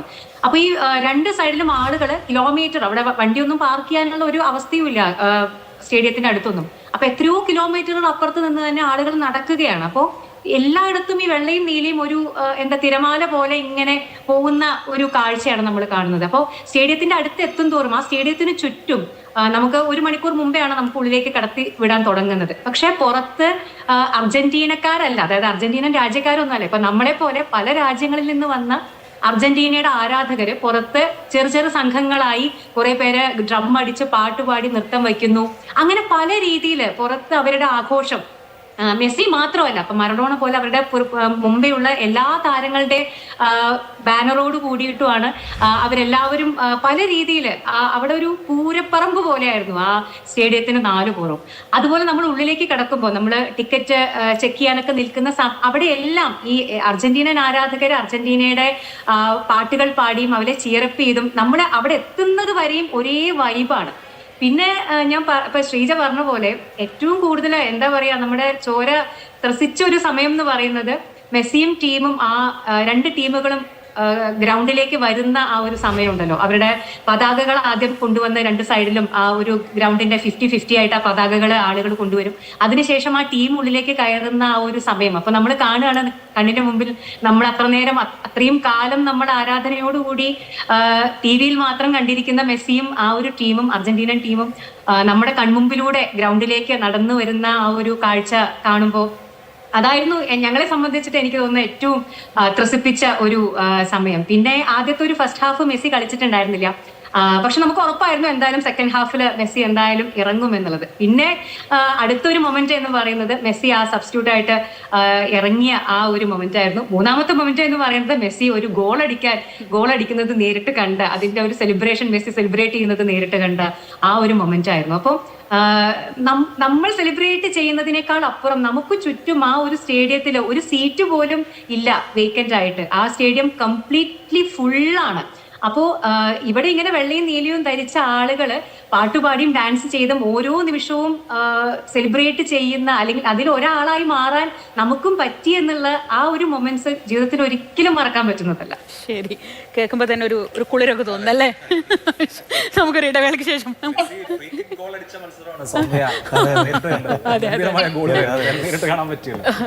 ഒരിടവേളയ്ക്ക് ശേഷം നമുക്ക് പെട്ടെന്ന് മടങ്ങിയെത്താം. ഗാനരചയിതാവ് ശ്രീ BK ഹരിനാരായണൻ കൂടി നമ്മളോടൊപ്പം ചേരുന്നുണ്ട്. ഇടവേളയ്ക്ക് ശേഷം മടങ്ങിയെത്താം. നമ്മളോടൊപ്പം പ്രശസ്ത ഫുട്ബോളർ ശ്രീ CK വിനീത് കൂടി ചേരുന്നുണ്ട്. വിനീത്, ഈ രാത്രി വളരെ വളരെ പ്രധാനപ്പെട്ടതാണ്, പ്രിയപ്പെട്ടതാണ്. ഈ ഫുട്ബോൾ ലോകകപ്പ് കാലത്തുടനീളം ഏറ്റവും സന്തോഷത്തോടെ ഏറ്റവും കൗതുകത്തോടെ വായിച്ച ഫുട്ബോൾ കുറിപ്പുകളിൽ ഒന്ന് വിനീതിൻ്റെതായിരുന്നു. ഓരോ കളിക്ക് ശേഷവും വരുന്ന കുറിപ്പ് വളരെ സന്തോഷത്തോടെയാണ് വായിച്ചിരുന്നത്. അപ്പോൾ ആ കുറിപ്പുകളൊക്കെ കഴിഞ്ഞു, അവസാനം ഫൈനലിൽ എത്തി നിൽക്കുന്നു. ഈ രാത്രി എന്താണ് വിനീതിൻ്റെ മനസ്സിൽ? എല്ലാവർക്കും നമസ്കാരം. ഞാൻ ആദ്യം നിങ്ങളെ ചോദ്യത്തിന് ഉത്തരം പറയുന്നതിന് മുന്നേ ഞാൻ ആദ്യം സത്യം പറഞ്ഞാൽ അത്ഭുതപ്പെട്ടിരിക്കുകയാണ്. നിങ്ങളൊക്കെ എന്ത് രസമായിട്ടാണ് കളി പറയുന്നത് എന്നുള്ളത്. നിങ്ങളൊക്കെ ശരിക്കും രാഷ്ട്രീയക്കാരാണോ, ഡോക്ടറാണോ, അതോ പത്രപ്രവർത്തകരാണോ, ശരിക്കും കളി പറയുന്ന ആൾക്കാരാണോ എന്നുള്ളതാണ് ഞാൻ സത്യം പറഞ്ഞാൽ ആലോചിച്ചുകൊണ്ട് നിൽക്കുന്നത്. അത്രയും രസമായിട്ട് നിങ്ങളൊക്കെ കളി പറയുന്നുണ്ട്. ഞാൻ ഇത്ര നേരം അത് കേൾക്കുമായിരുന്നു. സന്തോഷം നിങ്ങളൊക്കെ കളി പറയുന്നത് കേൾക്കുമ്പോൾ. അത് വേൾഡ് കപ്പ് കഴിഞ്ഞാലും നിർത്താതെ എന്താ പറയുക, ഞങ്ങൾ ISL വരുമ്പോഴും I ലീഗ് വരുമ്പോഴൊക്കെ അത് ഉണ്ടാവണം എന്നുള്ളൊരു ആഗ്രഹം മാത്രമേ ഉള്ളൂ. നിങ്ങളെ ചോദ്യത്തിലേക്ക് കടക്കുമ്പോൾ വേൾഡ് കപ്പ് ഈ പറഞ്ഞു കഴിഞ്ഞ ഒരു മാസം ഞങ്ങളെ ആഘോഷമാണ്, വേൾഡ് ഫുട്ബോളിൻ്റെ ആഘോഷമാണ്. അതിപ്പോൾ തീരാൻ പോവുകയാണ്. സത്യം പറഞ്ഞാൽ കളീനെക്കാട്ടും കൂടുതൽ എന്താ പറയുക, മെസ്സിയുടെ അവസാനത്തെ മാച്ച് ആയിരിക്കുമോ എന്നുള്ളൊരു ഒരു പേടി അല്ലെങ്കിൽ ഒരു സംശയത്തിൻ്റെ പുറത്താണ് ഞാൻ നിൽക്കുന്നത്. കാരണം എൻ്റെ ടീം തോറ്റിട്ട് കുറച്ച് നാളായി. ഞാൻ ബ്രസീൽ ആരാധകനാണ്. ഞാൻ തോറ്റിട്ട് എൻ്റെ ടീം തോറ്റ് പുറത്തായിട്ട് കുറച്ച് കാലമായി. ഇപ്പം സ്പെയിൻ ആണെങ്കിലും അർജൻറ്റീന ആണെങ്കിലും രണ്ടും ഇപ്പോൾ ഒരേപോലെയുള്ളതാണ്. മെസ്സി ഉള്ളത് കൊണ്ട് അർജൻറ്റീനയ്ക്ക് കുറച്ചും കൂടി പ്രസക്തി ഉണ്ട് എന്നുള്ളതാണ് ഞാൻ മനസ്സിലാക്കുന്നത്. അപ്പോൾ മാച്ചിനെ എന്തായാലും സന്തോഷത്തോടെ ഭയങ്കര ആഹ്ലാദത്തോടെയാണ് മാച്ചിനെ കാത്തിരിക്കുന്നത്. ഇപ്പോൾ രണ്ട് ടീമും അർഹിച്ച ടീമുകളാണ് ഫൈനൽ എത്തിയത് എന്ന് ഞാൻ വിചാരിക്കുന്നു. അപ്പം അവർ രണ്ടാളുള്ള പോരാട്ടം എന്തായാലും ഗംഭീരമാവും എന്നുള്ളതാണ് എൻ്റെ ഒരു കാഴ്ചപ്പാട്. അതിൽ ഈ പറയുന്ന പോലെ മെസ്സിനെ ആർക്ക് പൂട്ടാൻ പറ്റും, അല്ലെങ്കിൽ ഈ പറയുന്ന എംബാപ്പേനെയോ അല്ലെങ്കിൽ ഒലീസിനെയോ ഒക്കെ പൂട്ടിയ പോലെ സ്പെയിനിന് മെസ്സിയെ പൂട്ടാൻ പറ്റുമോ എന്നുള്ളതാണ് കാത്തിരുന്ന് കാണുന്നത്. അതും മെസ്സി എങ്ങനെ ആ പൂട്ട് പൊളിക്കും എന്നുള്ളതാണ് ആകാംക്ഷയോടെ കാത്തു നിൽക്കുന്നത്. ശരി, ശ്രീ MP രാജേഷ്, ഇപ്പോൾ വിനീത് പറഞ്ഞതുപോലെ മെസ്സി ആ ഒരു പേര് അടുത്ത ലോകകപ്പിൽ നമുക്ക് പറയാൻ കഴിയില്ല എന്നൊരു പ്രതീതിയാണ് ഇന്ന് വിനീത് എഴുതിയത്. അയാൾ ഇനിയും ഇവിടെ ഉണ്ടാവണം എന്നാണ്. അപ്പോൾ ആ ഒരു ചോദ്യം തന്നെയാണോ ഇന്ന് രാത്രി ഉള്ളിൽ ഏറ്റവും കൂടുതൽ നിറയുക? ആ ചോദ്യമായിരിക്കും അല്ലേ? തീർച്ചയായും. ഇപ്പോൾ തന്നെ 39 വയസ്സിൽ ഇങ്ങനെ കളിക്കുക എന്നുള്ളതൊരു അത്ഭുതമല്ലേ. സാധാരണഗതിയിൽ ഇതേ ഫോമിൽ കളിക്കുക എന്നത് ഒട്ടും അനായാസമായിട്ടുള്ള കാര്യമല്ല. അപ്പോൾ അതുകൊണ്ട് അടുത്ത ലോകകപ്പ് ആകുമ്പോഴേക്കും 43 വയസ്സാവും. നമുക്കങ്ങനെ ആഗ്രഹിക്കാം. ഇപ്പോൾ കളിക്കുന്ന ഫോം കണ്ടാൽ നമുക്ക് തോന്നും ഇദ്ദേഹത്തിന് 43-ാമത്തെ വയസ്സിൽ ഒരു പക്ഷേ കളിക്കാൻ കഴിയും. പക്ഷേ യാഥാർത്ഥ്യബോധം കൂടി നമുക്കുണ്ടാവണം. ഒരു പക്ഷേ ഇത് മെസ്സിയുടെ അവസാനത്തെ ലോകകപ്പ് ആവുമെന്ന് ഞാൻ വിചാരിക്കുന്നു. കാരണം ഇതിനപ്പുറം ഇനി എന്താണ് മെസ്സിക്ക് നേടാനുള്ളത്? ഇപ്പോൾ മെസ്സി ഒരു ഘട്ടത്തിൽ വളരെ നിരാശനായിട്ട് റിട്ടയർമെൻറ്റ് പ്രഖ്യാപിച്ചതാണ്. ഞാൻ ഓർക്കുകയാണ്, ആ പ്രഖ്യാപിച്ച ദിവസവും അതിനെക്കുറിച്ചൊരു ടെലിവിഷൻ ചർച്ചയിൽ ഞാനുണ്ടായിരുന്നു ശ്രീ NS മാധവന് ഒക്കെ ഒപ്പം. അന്ന് നമ്മളെല്ലാം ഒരു ഞെട്ടലോട് കൂടിയിട്ടാണ് ലോകം മുഴുവൻ ആ വാർത്ത കേട്ടത്. പിന്നീട് പല സമ്മർദ്ദങ്ങളുടെ ഫലമായിട്ട് മെസ്സി തിരിച്ചു വന്ന് അതുവരെ സ്വന്തമാക്കാൻ കഴിയാതിരുന്ന എല്ലാ നേട്ടങ്ങളും മെസ്സി സ്വന്തമാക്കുന്നത് നമ്മൾ കണ്ടു. കോപ്പ അമേരിക്ക നേടി, ലോകകപ്പ് നേടി, ഫൈനൽ സീമ നടക്കേണ്ടിയിരുന്നതായിരുന്നു. യൂറോ കപ്പ് ചാമ്പ്യന്മാരായ സ്പെയിനും കോപ്പ ചാമ്പ്യന്മാരായിട്ട് അർജൻറ്റീനയും തമ്മിൽ. അത് നടക്കാതെ പോയത് ഒരർത്ഥത്തിൽ ഇപ്പോൾ നടക്കുകയാണ്. സ്പെയിൻ അർജൻറ്റീന ഫൈനൽ, ലോകകപ്പിലെ ഫൈനൽ എന്ന് പറഞ്ഞാൽ നടക്കാതെ പോയ ഫൈനലിസീമയാണ് എന്ന് നമുക്ക് കണക്കാക്കാം. അപ്പോൾ ഒരു ഫുട്ബോളർ എന്ന നിലയിൽ ഒരു പക്ഷേ ഇനി മെസ്സിക്ക് വേണമെങ്കിൽ നമുക്ക് പറയാവുന്നത് ഗോൾഡൻ ബൂട്ട് മാത്രമാണ്. ബാക്കി എല്ലാ നേട്ടങ്ങളും മെസ്സി സ്വന്തമാക്കി കഴിഞ്ഞു. ഒരുപക്ഷെ കപ്പ് വീണ്ടും നേടുകയാണെങ്കിൽ അതൊരു ചരിത്ര നേട്ടമായിരിക്കും. മെസ്സി തന്നെ ഇന്ന് എഴുതിയ കുറിപ്പിൽ പറഞ്ഞതുപോലെ ഫലം എന്തായിരുന്നാലും ഈ അർജൻറ്റീന ടീമും ആ ടീമിനൊപ്പം മെസ്സിയും ഒരു ഇതിഹാസം സൃഷ്ടിച്ചു. യഥാർത്ഥത്തിൽ ഈ ടീമിനെ വ്യത്യസ്തമാക്കുന്ന ഏറ്റവും വലിയ ഘടകം ഇവിടെ വിനീത് പറഞ്ഞതുപോലെ മെസ്സിയുടെ സാന്നിധ്യമാണ്. മെസ്സി എന്ന ഘടകം ഇല്ലെങ്കിൽ അർജൻറ്റീനയേക്കാൾ എത്രയോ മുമ്പിലുള്ള ടീമാണ് സ്പെയിൻ എന്ന് നമുക്ക് സംശയമില്ലാതെ തന്നെ പറയാം. പക്ഷേ രണ്ട് ടീമുകൾക്കുമിടയിൽ ഏറ്റവും വലിയ ഫാക്ടറായി വരുന്നത് മെസ്സിയാണ്. ഏത് നിമിഷവും കളിയുടെ ഗതി മാറ്റാൻ കഴിയുന്ന ഒന്നോ രണ്ടോ ചടുല നീക്കങ്ങൾ കൊണ്ട് റിസൾട്ടാകെ മാറ്റിമറിക്കാൻ കഴിയുന്ന ഒരു താരമായിട്ട് മെസ്സി ഇവിടെ നിൽക്കുന്നു എന്നുള്ളതാണ്. മെസ്സി തീർച്ചയായിട്ടും ലോക ഫുട്ബോൾ ചരിത്രത്തിലെ ഏറ്റവും ഇതിഹാസ താരങ്ങളിൽ ഒരാളായി തന്നെ മെസ്സി കണക്കാക്കപ്പെടും എന്നാണ് ഞാൻ വിചാരിക്കുന്നത്. പെലെ, ഡീഗോ മറഡോണ എന്നിവരൊക്കെ പോലെ. കഴിഞ്ഞ ദിവസം കൂടി മെസ്സി പറഞ്ഞു, എന്നെ മറഡോണയുമായിട്ട് താരതമ്യം ചെയ്യരുത്, അതെനിക്കിഷ്ടമല്ല എന്ന്. അദ്ദേഹം എത്രയോ വലിയ കളിക്കാരനാണ്.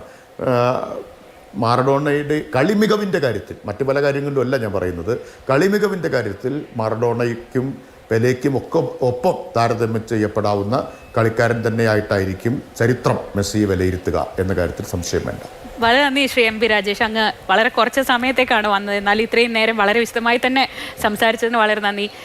ഒരിക്കൽ കൂടി വിനീതിലേക്ക്. വിനീത്, ടെക്നിക്കലായി വിനീതിനോട് ഫുട്ബോളിനെ പറ്റി ചോദിക്കുന്നതിൽ എനിക്ക് ചെറിയ ബുദ്ധിമുട്ടുണ്ട്. എന്നാൽ പോലും ഇന്ന് രണ്ട് ശൈലികൾ ഏറ്റുമുട്ടുന്നതാണ്. ഒന്ന്, കഴിഞ്ഞ ദിവസങ്ങളിലൊക്കെ നമ്മൾ കണ്ടതാണ്, ഈ ഹരിനാരായണൻ ഉണ്ടെങ്കിൽ കുറച്ചുകൂടെ നന്നായി പറയുമായിരുന്നു, പതിഞ്ഞ താളത്തിൽ ഇങ്ങനെ കൊട്ടിത്തുടങ്ങി അവസാനത്തിലേക്ക് എത്തുമ്പോൾ കൊട്ടിക്കയറുന്ന അതുപോലെയാണ് അർജന്റീനയുടെ കളികൾ നമ്മൾ കണ്ടത്. അതേസമയം ചെറിയ പാസുകളിലൂടെ ഒരേ താളത്തിൽ ഒരേപോലെ ഒരു ഉറപ്പോടെ കളിക്കുന്ന സ്പെയിനെയാണ് മറുവശത്ത് കണ്ടത്.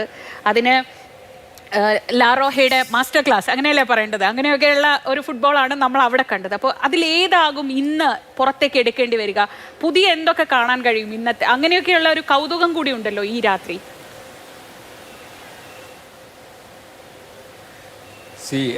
എനിക്ക് തോന്നുന്നത് എല്ലാം പുതിയതായിരിക്കും എന്നുള്ളതാണ്. നമുക്ക് ഗ്രൗണ്ടിൽ വരുമ്പോൾ നമുക്ക് ഈ പറയുന്ന ഇന്ന മാച്ചിൽ ഇന്നതാണ് കാണാൻ പറ്റുന്നത് എന്നുള്ളതൊന്നും നമുക്ക് മുൻകൂട്ടി ഒരു കാരണവശാലും പ്രവചിക്കാൻ പറ്റില്ല. അങ്ങനെ നമ്മളെ പ്രവചനം കറക്റ്റ് ആയിരുന്നുവെങ്കിൽ ഇന്നിപ്പോൾ ഫ്രാൻസ് ആയിരുന്നു ചിലപ്പോൾ ഫൈനലിൽ ഉണ്ടാവേണ്ടിയിരുന്നത്. കാരണം ഈ ടൂർണമെൻറ്റ് മൊത്തം എല്ലാ ടീമിനെയും ഡോമിനേറ്റ് ചെയ്തിട്ടുണ്ടായിരുന്നത് ഒറ്റ ടീമേ ഉള്ളൂ, അത് ഫ്രാൻസ് ആയിരുന്നു. അവർ പക്ഷേ സ്പെയിൻ്റെ അടുത്ത് വന്നപ്പോൾ അത് നേരെ തിരിഞ്ഞു. പിന്നെ ഈ മാച്ചിലേക്ക് വരുന്നത് എന്താണ് സംഭവിക്കാൻ പോകുന്നത് എന്നുള്ളത് നമുക്കിപ്പോൾ ചർച്ച ചെയ്യാം. ഈ പറയുന്ന പോലെ ചർച്ചകൾക്ക് വേണ്ടി ചർച്ച ചെയ്യാമെന്നല്ലാതെ അത് ഒരിക്കലും ഗ്രൗണ്ടിൽ നടക്കണം എന്നുള്ളത് നമുക്ക് വാശി പിടിക്കാൻ പറ്റില്ല. കാരണം ഗ്രൗണ്ടിൽ നടക്കുന്നത് സ്പോണ്ടേനിയസ് ആയിട്ടുള്ള കാര്യങ്ങളാണ്. നമുക്കിങ്ങനെ പ്ലാൻ ഉണ്ടാവും, ഇങ്ങനെ ചെയ്യണം അങ്ങനെ ചെയ്യണം എന്നുള്ളതൊക്കെ പ്ലാൻ ഉണ്ടാവും. പക്ഷേ ഗ്രൗണ്ടിൽ ഈ പറയുന്ന പോലെ നമ്മൾ ചിലപ്പോൾ പ്ലാൻ ചെയ്തതൊന്നും ആയിരിക്കില്ല വരുന്നത്, നമ്മൾ പഠിച്ച സിലബസ് ഒന്നും ആയിരിക്കില്ല ചിലപ്പോൾ ഗ്രൗണ്ടിൽ വരുന്നത്. അവിടെയാണ് ഞാൻ മെസ്സിയെ കാണുന്നത്. അതായത് ഈ ഒന്നും ഇല്ലാത്തിടയ്ക്ക് എന്തെങ്കിലുമൊക്കെ ക്രിയേറ്റ് ചെയ്യാൻ പറ്റുന്ന ഒരാളാണ് മെസ്സി എന്ന് പറയുന്നത്. ഇപ്പം റൂയിസും റോഡ്രിയൊക്കെ അടങ്ങുന്ന ഈ സ്പെയിനിൻ്റെ മധ്യനിര, ഈ പറയുന്ന നമ്മളെ ഫ്രാൻസിൻ്റെ ഏറ്റവും ലോകോത്തര താരങ്ങളെ ശരിക്ക് പൂട്ടിക്കെട്ടിയിരുന്ന ഒരു ടീമായിട്ട്. പക്ഷേ ഇവിടെ വരുമ്പോൾ മിഡ്ഫീൽഡിനെ ചിലപ്പോൾ പൂട്ടാൻ പറ്റും. പക്ഷേ മെസ്സി എന്ത് ചെയ്യും എന്നുള്ളതാണ് ഞാൻ ആകാംക്ഷയോടെ കാത്തിരിക്കുന്നത്. ആ മെസ്സിയെ ശരിക്കും ഇവർക്ക് പൂട്ടാൻ പറ്റിയാൽ ചിലപ്പോൾ സ്പെയിനിന് എളുപ്പമായിരിക്കും കാരണം. പക്ഷേ അതിന് പൂട്ടാൻ പറ്റില്ല എന്നുള്ളതാണ് അതിൻ്റെ റിയാലിറ്റി. അതാണ് ഈ പറഞ്ഞു വന്നതാണ്. മെസ്സി ഒന്നുമില്ലെങ്കിൽ, അതായത് നമ്മൾ പഠിച്ച സിലബസോ അല്ലെങ്കിൽ നമ്മൾ കണ്ട കാര്യങ്ങളിലോ ഒന്നുമല്ല മെസ്സി അന്നേരം എന്താണോ ക്രിയേറ്റ് ചെയ്യുന്നത് എന്നുള്ളത് നമുക്ക് ഒരിക്കലും പ്രവചിക്കാൻ പറ്റാത്തൊരു കാര്യമാണ്. അതാണ് അദ്ദേഹത്തിൻ്റെ പ്രത്യേകതയും. ഇപ്പം രാജേഷേട്ടൻ പോകുമ്പോൾ പറഞ്ഞ പോലെ ആ ഒരു പ്രത്യേകതയാണ് ആ ടീമിനെ ഈ പറയുന്ന ബാക്കി എല്ലാ ടീമിൽ നിന്നും മാറ്റി നിർത്തുന്നത്. അതായത് മെസ്സി ഉണ്ട് എന്നുള്ളതാണ്, എപ്പോൾ വേണമെങ്കിലും എന്തും സംഭവിക്കാം എന്നുള്ളതാണ്. അപ്പം അത് എങ്ങനെ സ്പെയിൻ ഹാൻഡിൽ ചെയ്യും എന്നുള്ളതാണ്. ബാക്കി മേ ബി ഇപ്പം മിഡ്ഫീൽഡ് ബാറ്റിൽസൊക്കെ നമുക്ക് വേണമെങ്കിൽ ഇതുവരെയുള്ള കളി നോക്കുമ്പോൾ സ്പെയിൻ ജയിക്കും എന്ന് പറയാം. പക്ഷേ മെസ്സി ഉള്ളിടത്തോളം കാലം അർജന്റീനയെ തോൽപ്പിക്കുക എന്ന് പറയുന്നത് ചെറിയ പണിയല്ല. അത് ഈ പറയുന്ന പോലെ എത്രത്തോളം എന്താ പറയുക സ്പെയിൻ പ്രിപ്പയർ ആയിട്ടുണ്ട് അല്ലെങ്കിൽ എത്രത്തോളം സ്പെയിൻ ഗ്രൗണ്ടിൽ പണിയെടുക്കുന്നുണ്ട് എന്ന് നോക്കിയിട്ടാവും അതിൻ്റെ ഒരു റിസൾട്ട് വരാൻ പോകുന്നത്. പക്ഷേ അപ്പോൾ പോലും ഞാൻ ഒരു സാധ്യത കൂടുതൽ മെസ്സിക്ക് തന്നെയാണ് ഞാൻ കൊടുക്കുന്നത്, കാരണം അയാളൊരു മജീഷ്യനാണ്. ശരി, ശ്രീ ബി കെ ഹരിനാരായണൻ, പ്രത്യേകിച്ച് ഒരു ടീമിനെയും സപ്പോർട്ട് ചെയ്യുന്നില്ല, പക്ഷെ പരമാവധി കളികളൊക്കെ കണ്ടു, ഓരോ കളിയും ആസ്വദിച്ചു, കളിയുടെ ഓളത്തിനനുസരിച്ച് ഒരു മേളം കാണുന്നത് പോലെ ആസ്വദിക്കുകയാണ് ചെയ്തത് എന്ന് എനിക്കറിയാം. അപ്പോൾ ഇന്നത്തെ രാത്രി എങ്ങനെയായിരിക്കും? ഇന്നത്തെ രാത്രിയും നമസ്കാരം എല്ലാവർക്കും. ഞാനിപ്പോൾ കേൾക്കുകയായിരുന്നു വിനീത് പറയുന്നതും രാജേഷേട്ടൻ പറയുന്നത് കുറെ കൂടി മറ്റൊരു ഗ്രൂപ്പിലൊക്കെ കാണാറുണ്ട്, നമ്മുടെ പൊതുവായിട്ടുള്ള ഗ്രൂപ്പുകളിലൊക്കെ. അതുപോലെ തന്നെ വിനീതിൻ്റെ എഴുത്തുകൾ ഞാൻ വായിക്കാറുണ്ട്. അപ്പോൾ ഇത് ഏറ്റവും വലിയ സങ്കടം എന്ന് പറയുന്നത്, നമ്മൾ കഴിഞ്ഞ ഇത്രയും ദിവസമായിട്ട് എത്രയോ ഇപ്പോൾ 104 കളികളാണ് നടക്കുന്നത്. അപ്പോൾ എൻ്റെ വീട്ടിലെ 2 ചെറിയച്ഛന്മാർ, ഒരാൾക്ക് 79 വയസ്സായി, ഒരാൾക്ക് 70 അതിൻ്റെ അടുത്തായിട്ടുണ്ട്. അപ്പം ഇതിൽ ഒരാൾ 90 കളികൾ കണ്ടിട്ടുണ്ട്, ഒരാൾ ഒരു കളി ഒഴിച്ച് 102 കളികളും കണ്ടിട്ടുണ്ട്. എൻ്റെ അച്ഛനാണെങ്കിലും, അച്ഛൻ കുറെ കൂടി ഏജറായി, 84 വയസ്സായി. അച്ഛൻ ഏതാണ്ട് 50 60 കളികൾ കണ്ടിട്ടുണ്ട്. അപ്പോൾ ഇവരൊക്കെ വളരെ ആക്റ്റീവായിട്ട് എപ്പോഴും കാണുമ്പോഴൊക്കെ പരസ്പരം അവരുടേതായ രീതിയിൽ ഈ ഫുട്ബോൾ സംസാരിക്കുന്ന ഒരു ദിവസങ്ങളായിരുന്നു. അത് വലിപ്പ ചെറുപ്പമില്ലാതെ നമുക്ക് വേറെ ഈ ബ്രസീൽ അർജന്റീന എന്ന് പറയുന്ന ഒരു, അല്ലെങ്കിൽ ആ രീതിയിലുള്ള ഫാൻ ഫൈറ്റ് ഒഴിവാക്കി കഴിഞ്ഞാൽ ഈ മനുഷ്യരൊക്കെ ഇത് സംസാരിച്ച് ഒരു പന്തിന് ചുറ്റും വളരെ സുന്ദരമായിട്ടുള്ളൊരു കാലം നെയ്തത് അവസാനിക്കുന്നു എന്നുള്ളതാണ് ഏറ്റവും വലിയ സങ്കടം. അല്ലെങ്കിൽ പലരുടെ എഴുത്ത് വായിക്കുന്നു, ഇൻ്റർവ്യൂസ് കാണുന്നു. ഈ ദിവസങ്ങളിലൊക്കെ ഫുട്ബോളാണ് ചിന്തിച്ചിരുന്നത്. ഫുട്ബോളുമായി ബന്ധപ്പെട്ട ഒരു കളി കഴിഞ്ഞാൽ ഓരോരുത്തരുടെ കാഴ്ചപ്പാടുകളൊക്കെ കാണുകയാണ് ചെയ്യുന്നത്. എനിക്ക് തോന്നുന്നു ഇപ്പം ടുഷേൽ എന്ന് പറയുന്ന, ഞാൻ കുറച്ച് തമാശയായിട്ട് പറഞ്ഞു കഴിഞ്ഞാൽ, ടുഷേൽ എന്ന് പറയുന്ന ഇംഗ്ലീഷ് കോച്ചിന്, അയാൾ ചെൽസിയുടെയൊക്കെ കോച്ചായിരുന്നു, അയാൾക്ക് ഒരു പക്ഷെ മലയാളം വായിക്കാൻ അറിയുമായിരുന്നെങ്കിൽ അയാൾ പെട്ടുപോയേനെ. അമ്മാതിരി ക്ലാസ്സുകളാണ് ടുഷേലിനുള്ള ആളുകൾ കൊടുത്തുകൊണ്ടിരിക്കുന്നത്. അതൊക്കെ രസകരമായിട്ടാണ് കാണാൻ തോന്നുന്നത്. അതിൻ്റെ ഒരു ബ്യൂട്ടി ഉണ്ട്, അതിൻ്റെ ഒരു ഭംഗിയുണ്ട്. നമ്മൾ ഏത് കവലയിൽ ചെല്ലുമ്പോൾ അത് അവസാനിക്കുന്നു എന്നുള്ള സങ്കടമാണ് തോന്നുന്നത്. പിന്നെ തീർച്ചയായിട്ടും കളിയിലേക്ക് വരുമ്പോൾ എനിക്കറിയില്ല, ഇപ്പോൾ നമ്മൾ നേരത്തെ വിനീത് പറഞ്ഞ പോലെ ഫ്രാൻസ് ജയിക്കും എന്നാണ് ആ സമയത്തൊക്കെ വിചാരിച്ചിരുന്നത്. പക്ഷെ എനിക്ക് ഇപ്പോഴും ഇവരൊക്കെ, ഈ വിനീതിനെ പോലുള്ള ഇവരൊക്കെ കളിക്കാരൊക്കെ ഇവർ വേറൊരു സെൻസിൽ ഇത് കാണുന്നവരാണ്. അപ്പോൾ ഈ മാതൃഭൂമിയുടെ തന്നെ ഒരു പ്രോഗ്രാമിൽ നമ്മുടെ, എനിക്ക് തോന്നുന്നു സെമി ഫൈനലൊക്കെ തുടങ്ങുന്നതിന് മുമ്പേ ആയിട്ട് നമ്മുടെ ഇന്റർനാഷണൽ CV പാപ്പച്ചൻ ചേട്ടൻ, പലരും പറയുന്നത് വിക്ടർ മഞ്ഞില സാറൊക്കെ ഉള്ള ഒരു ഫംഗ്ഷനാണ്. അപ്പോൾ പലരും പറഞ്ഞു ഫ്രാൻസ് ജയിക്കും, നമുക്കും തോന്നുന്നത് ഫ്രാൻസ് ഉണ്ടാവും, മേ ബി അർജന്റീന കയറി വരാം, ഇങ്ങനെയൊക്കെ തോന്നിയ സമയത്ത് പുള്ളി വളരെ ഓപ്പണായിട്ട് പറഞ്ഞു, എൻ്റെ ഇതിൽ ഫ്രാൻസ് തോൽക്കും, സ്പെയിൻ ജയിക്കും, അർജന്റീന ജയിക്കും, ഇംഗ്ലണ്ട് തോൽക്കും, അത് കഴിഞ്ഞിട്ടുള്ളൊരു ഫൈനലിൽ സ്പെയിൻ ജയിക്കും എന്നാണ് അദ്ദേഹം പറഞ്ഞത്. അദ്ദേഹത്തിൻ്റെ ഒരു കാഴ്ചപ്പാടാണ്. അപ്പോൾ ഇങ്ങനെ പലതരത്തിലുള്ള ഇതുണ്ട്. ഞാനിതിനെ കാണുന്നത്, രണ്ടുപേര് ജയിക്കുകയാണെങ്കിൽ നല്ല കളി സംഭവിക്കും എന്നുള്ളതാണ്. സെമിയിലും 2 സെമിയും, ഇന്നലെ ലൂസേഴ്സ് ഫൈനലും ഇന്ന് ഫൈനലും ഒക്കെ നല്ല കളികളായിരിക്കും. നല്ല കളി സംഭവിക്കട്ടെ എന്നുള്ളതാണ്. മെസ്സി ജയിക്കുക എന്നുള്ളത് സന്തോഷമുള്ള കാര്യമാണ്. കഴിഞ്ഞ വേൾഡ് കപ്പിൽ പോയിട്ട് മെസ്സിയുടെ കളി നേരിട്ട് കാണാൻ പറ്റിയിരുന്നു. മെസ്സി ഓസ്ട്രേലിയക്കെതിരെ ഗോൾ അടിക്കുന്നതും കാണാൻ പറ്റി. പക്ഷെ ഓസ്ട്രേലിയക്കെതിരെ അദ്ദേഹം ഒരു ഇതിഹാസമാണ്. നമ്മളത് എത്ര പറഞ്ഞാലും തീരാത്തൊരു കാര്യമാണ്. 39ാമത്തെ വയസ്സിൽ, നേരത്തെ രാജേഷേട്ടൻ പറഞ്ഞ പോലെ ഇനി അടുത്തതൊന്നും ഉണ്ടാവുമോ എന്ന് എനിക്കറിയില്ല, എങ്കിൽ പോലും മെസ്സി ഒരു ഇതിഹാസമാണ്. മെസ്സിക്ക് എന്ത് ചെയ്യാൻ പറ്റും എന്നുള്ളത് മെസ്സിക്ക് മാത്രം അറിയുന്ന ഒരു കാര്യമാണ്. അപ്പം അതുകൊണ്ട് തീർച്ചയായിട്ടും സ്പെയിന് ഒരു അഡ്വാൻറ്റേജ് ഉണ്ടെന്ന് എനിക്ക് തോന്നുന്നുണ്ട്. പക്ഷെ അതിൻ്റെ അപ്പുറത്ത് മെസ്സി എന്ത് മാജിക് കാണിക്കും എന്നുകൂടി കാണാനിരിക്കുകയാണ് ഈ ദിവസങ്ങളിൽ. ശരി, അല്ല ഈ രാത്രി. ശരി.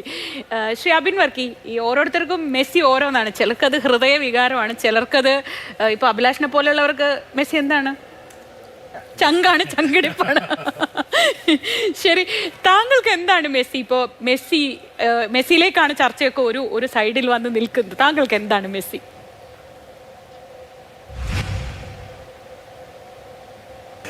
അല്ല, മെസ്സി മിശിക തന്നെയാണ്, അതിനകത്ത് സംശയമൊന്നുമില്ല. ബ്രസീൽ ഫാൻസ് ഇന്ന് എൻ്റെ രജിസ്ട്രേഷൻ കട്ട് ചെയ്യാതിരുന്നാൽ മതി, എന്നാലും കുഴപ്പമില്ല. മെസ്സി മിശിക തന്നെയാണ്. പക്ഷേ ഞാൻ പറഞ്ഞില്ല, എൻ്റെ ഏറ്റവും ഫേവറേറ്റ് 3 കളിക്കാർ നെയ്മർ, മെസ്സി, അത് ക്രിസ്ത്യാനോ റൊണാൾഡോ. ആ ടീം ബ്രസീൽ തന്നെയാണ്, അത് ഇപ്പോഴും അങ്ങനെ തന്നെയാണ്. പക്ഷേ മെസ്സിയെ സംബന്ധിച്ചിടത്തോളം നമുക്കറിയാം, ഇപ്പോൾ കഴിഞ്ഞ ദിവസമൊക്കെ തന്നെയാണെങ്കിലും മെസ്സിക്ക് ചുറ്റും 4-5 ആളുകളാണ് മെസ്സിയെ കൗണ്ടർ ചെയ്യാൻ വേണ്ടി അയാളുടെ ഡിഫൻസിലുള്ളത്. പക്ഷേ 5 പേരെ വെട്ടിച്ചുകൊണ്ട് മെസ്സി ഗോൾ കറക്റ്റായിട്ട് പാസ് ചെയ്ത് ബോൾ കൊടുക്കുന്നു, ആ ബോൾ ഫിനിഷ് ചെയ്യുന്നു. അങ്ങനെയാണ് കഴിഞ്ഞ 2 ഗോളുകളും കഴിഞ്ഞ സെമിയിലുണ്ടായത്. അപ്പോൾ മെസ്സിയെ സംബന്ധിച്ചിടത്തോളം അയാളൊരു അതുല്യനായ, നമുക്കെന്താ പറയുന്ന, ഒരു വേൾഡ് ഹീറോ തന്നെയാണ് മെസ്സി ഫുട്ബോൾ കളിയിൽ. അപ്പോൾ മെസ്സി മിശിക തന്നെയാണ് ഫുട്ബോളിൽ, അതിൽ സംശയമൊന്നുമില്ല. മെസ്സിയെ മിസ് ചെയ്യോ?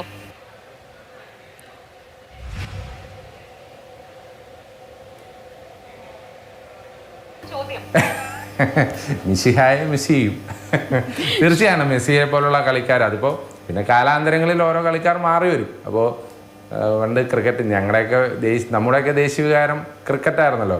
അപ്പോൾ സച്ചിൻ ടെണ്ടുൽക്കർ കളി നിർത്തി കഴിഞ്ഞപ്പോൾ നമ്മൾ ക്രിക്കറ്റ് കളി കാണൽ അവസാനിപ്പിച്ച ഒട്ടേറെ ആളുകളുണ്ട്. എന്ന് പറഞ്ഞതുപോലെ മെസ്സി കളി അവസാനിപ്പിക്കുമ്പോൾ കുറച്ച് പേർക്കൊക്കെ സങ്കടമൊക്കെ ഉണ്ടാവും. പക്ഷേ വീണ്ടും ഒരുപാട് മെസ്സിമാർ പുനർജനിക്കുമെന്നുള്ള വിശ്വാസമാണ് നമ്മളെയൊക്കെ നയിക്കുന്നത്.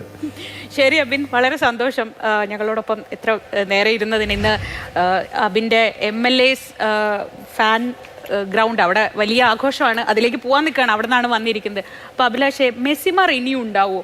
എനിക്ക് തോന്നുന്നില്ല. ഇപ്പോൾ യമാൽ, നേരത്തെ തുടക്കത്തിൽ ഞാൻ പറഞ്ഞ പോലെ ബാഴ്സയുടെ പാസ്റ്റായിരുന്നു മെസ്സി, ഫ്യൂച്ചറാണ് യമാൽ. മെസ്സിയും യമാലും കൂടിയുള്ള ഫോട്ടോ തൊട്ട് ഈ ലോകകപ്പിൻ്റെ ഏറ്റവും ഒരു എന്താ പറയുക തംബ്നെയിൽ എന്ന് പറയുന്നത് ഒരുപക്ഷെ ആ പടമായിരിക്കും. അപ്പോൾ ഇനി എന്ത് എന്നാലോചിക്കുമ്പോൾ അല്ല, തീർച്ചയായിട്ടും ഞാൻ 2006 ജൂൺ 16 അർജന്റീനയും സെർബിയ ആയിട്ടുള്ള മത്സരത്തിൻ്റെ 79ാമത്തെ മിനിറ്റിലാണ് അന്നത്തെ കോച്ച് പെക്കർമാൻ മെസ്സിയെ വേൾഡ് കപ്പിൽ ആദ്യമായി അവതരിപ്പിക്കുന്നത്. ഞാൻ ആ കളി അതൊരു സന്ധ്യയായിരുന്നു.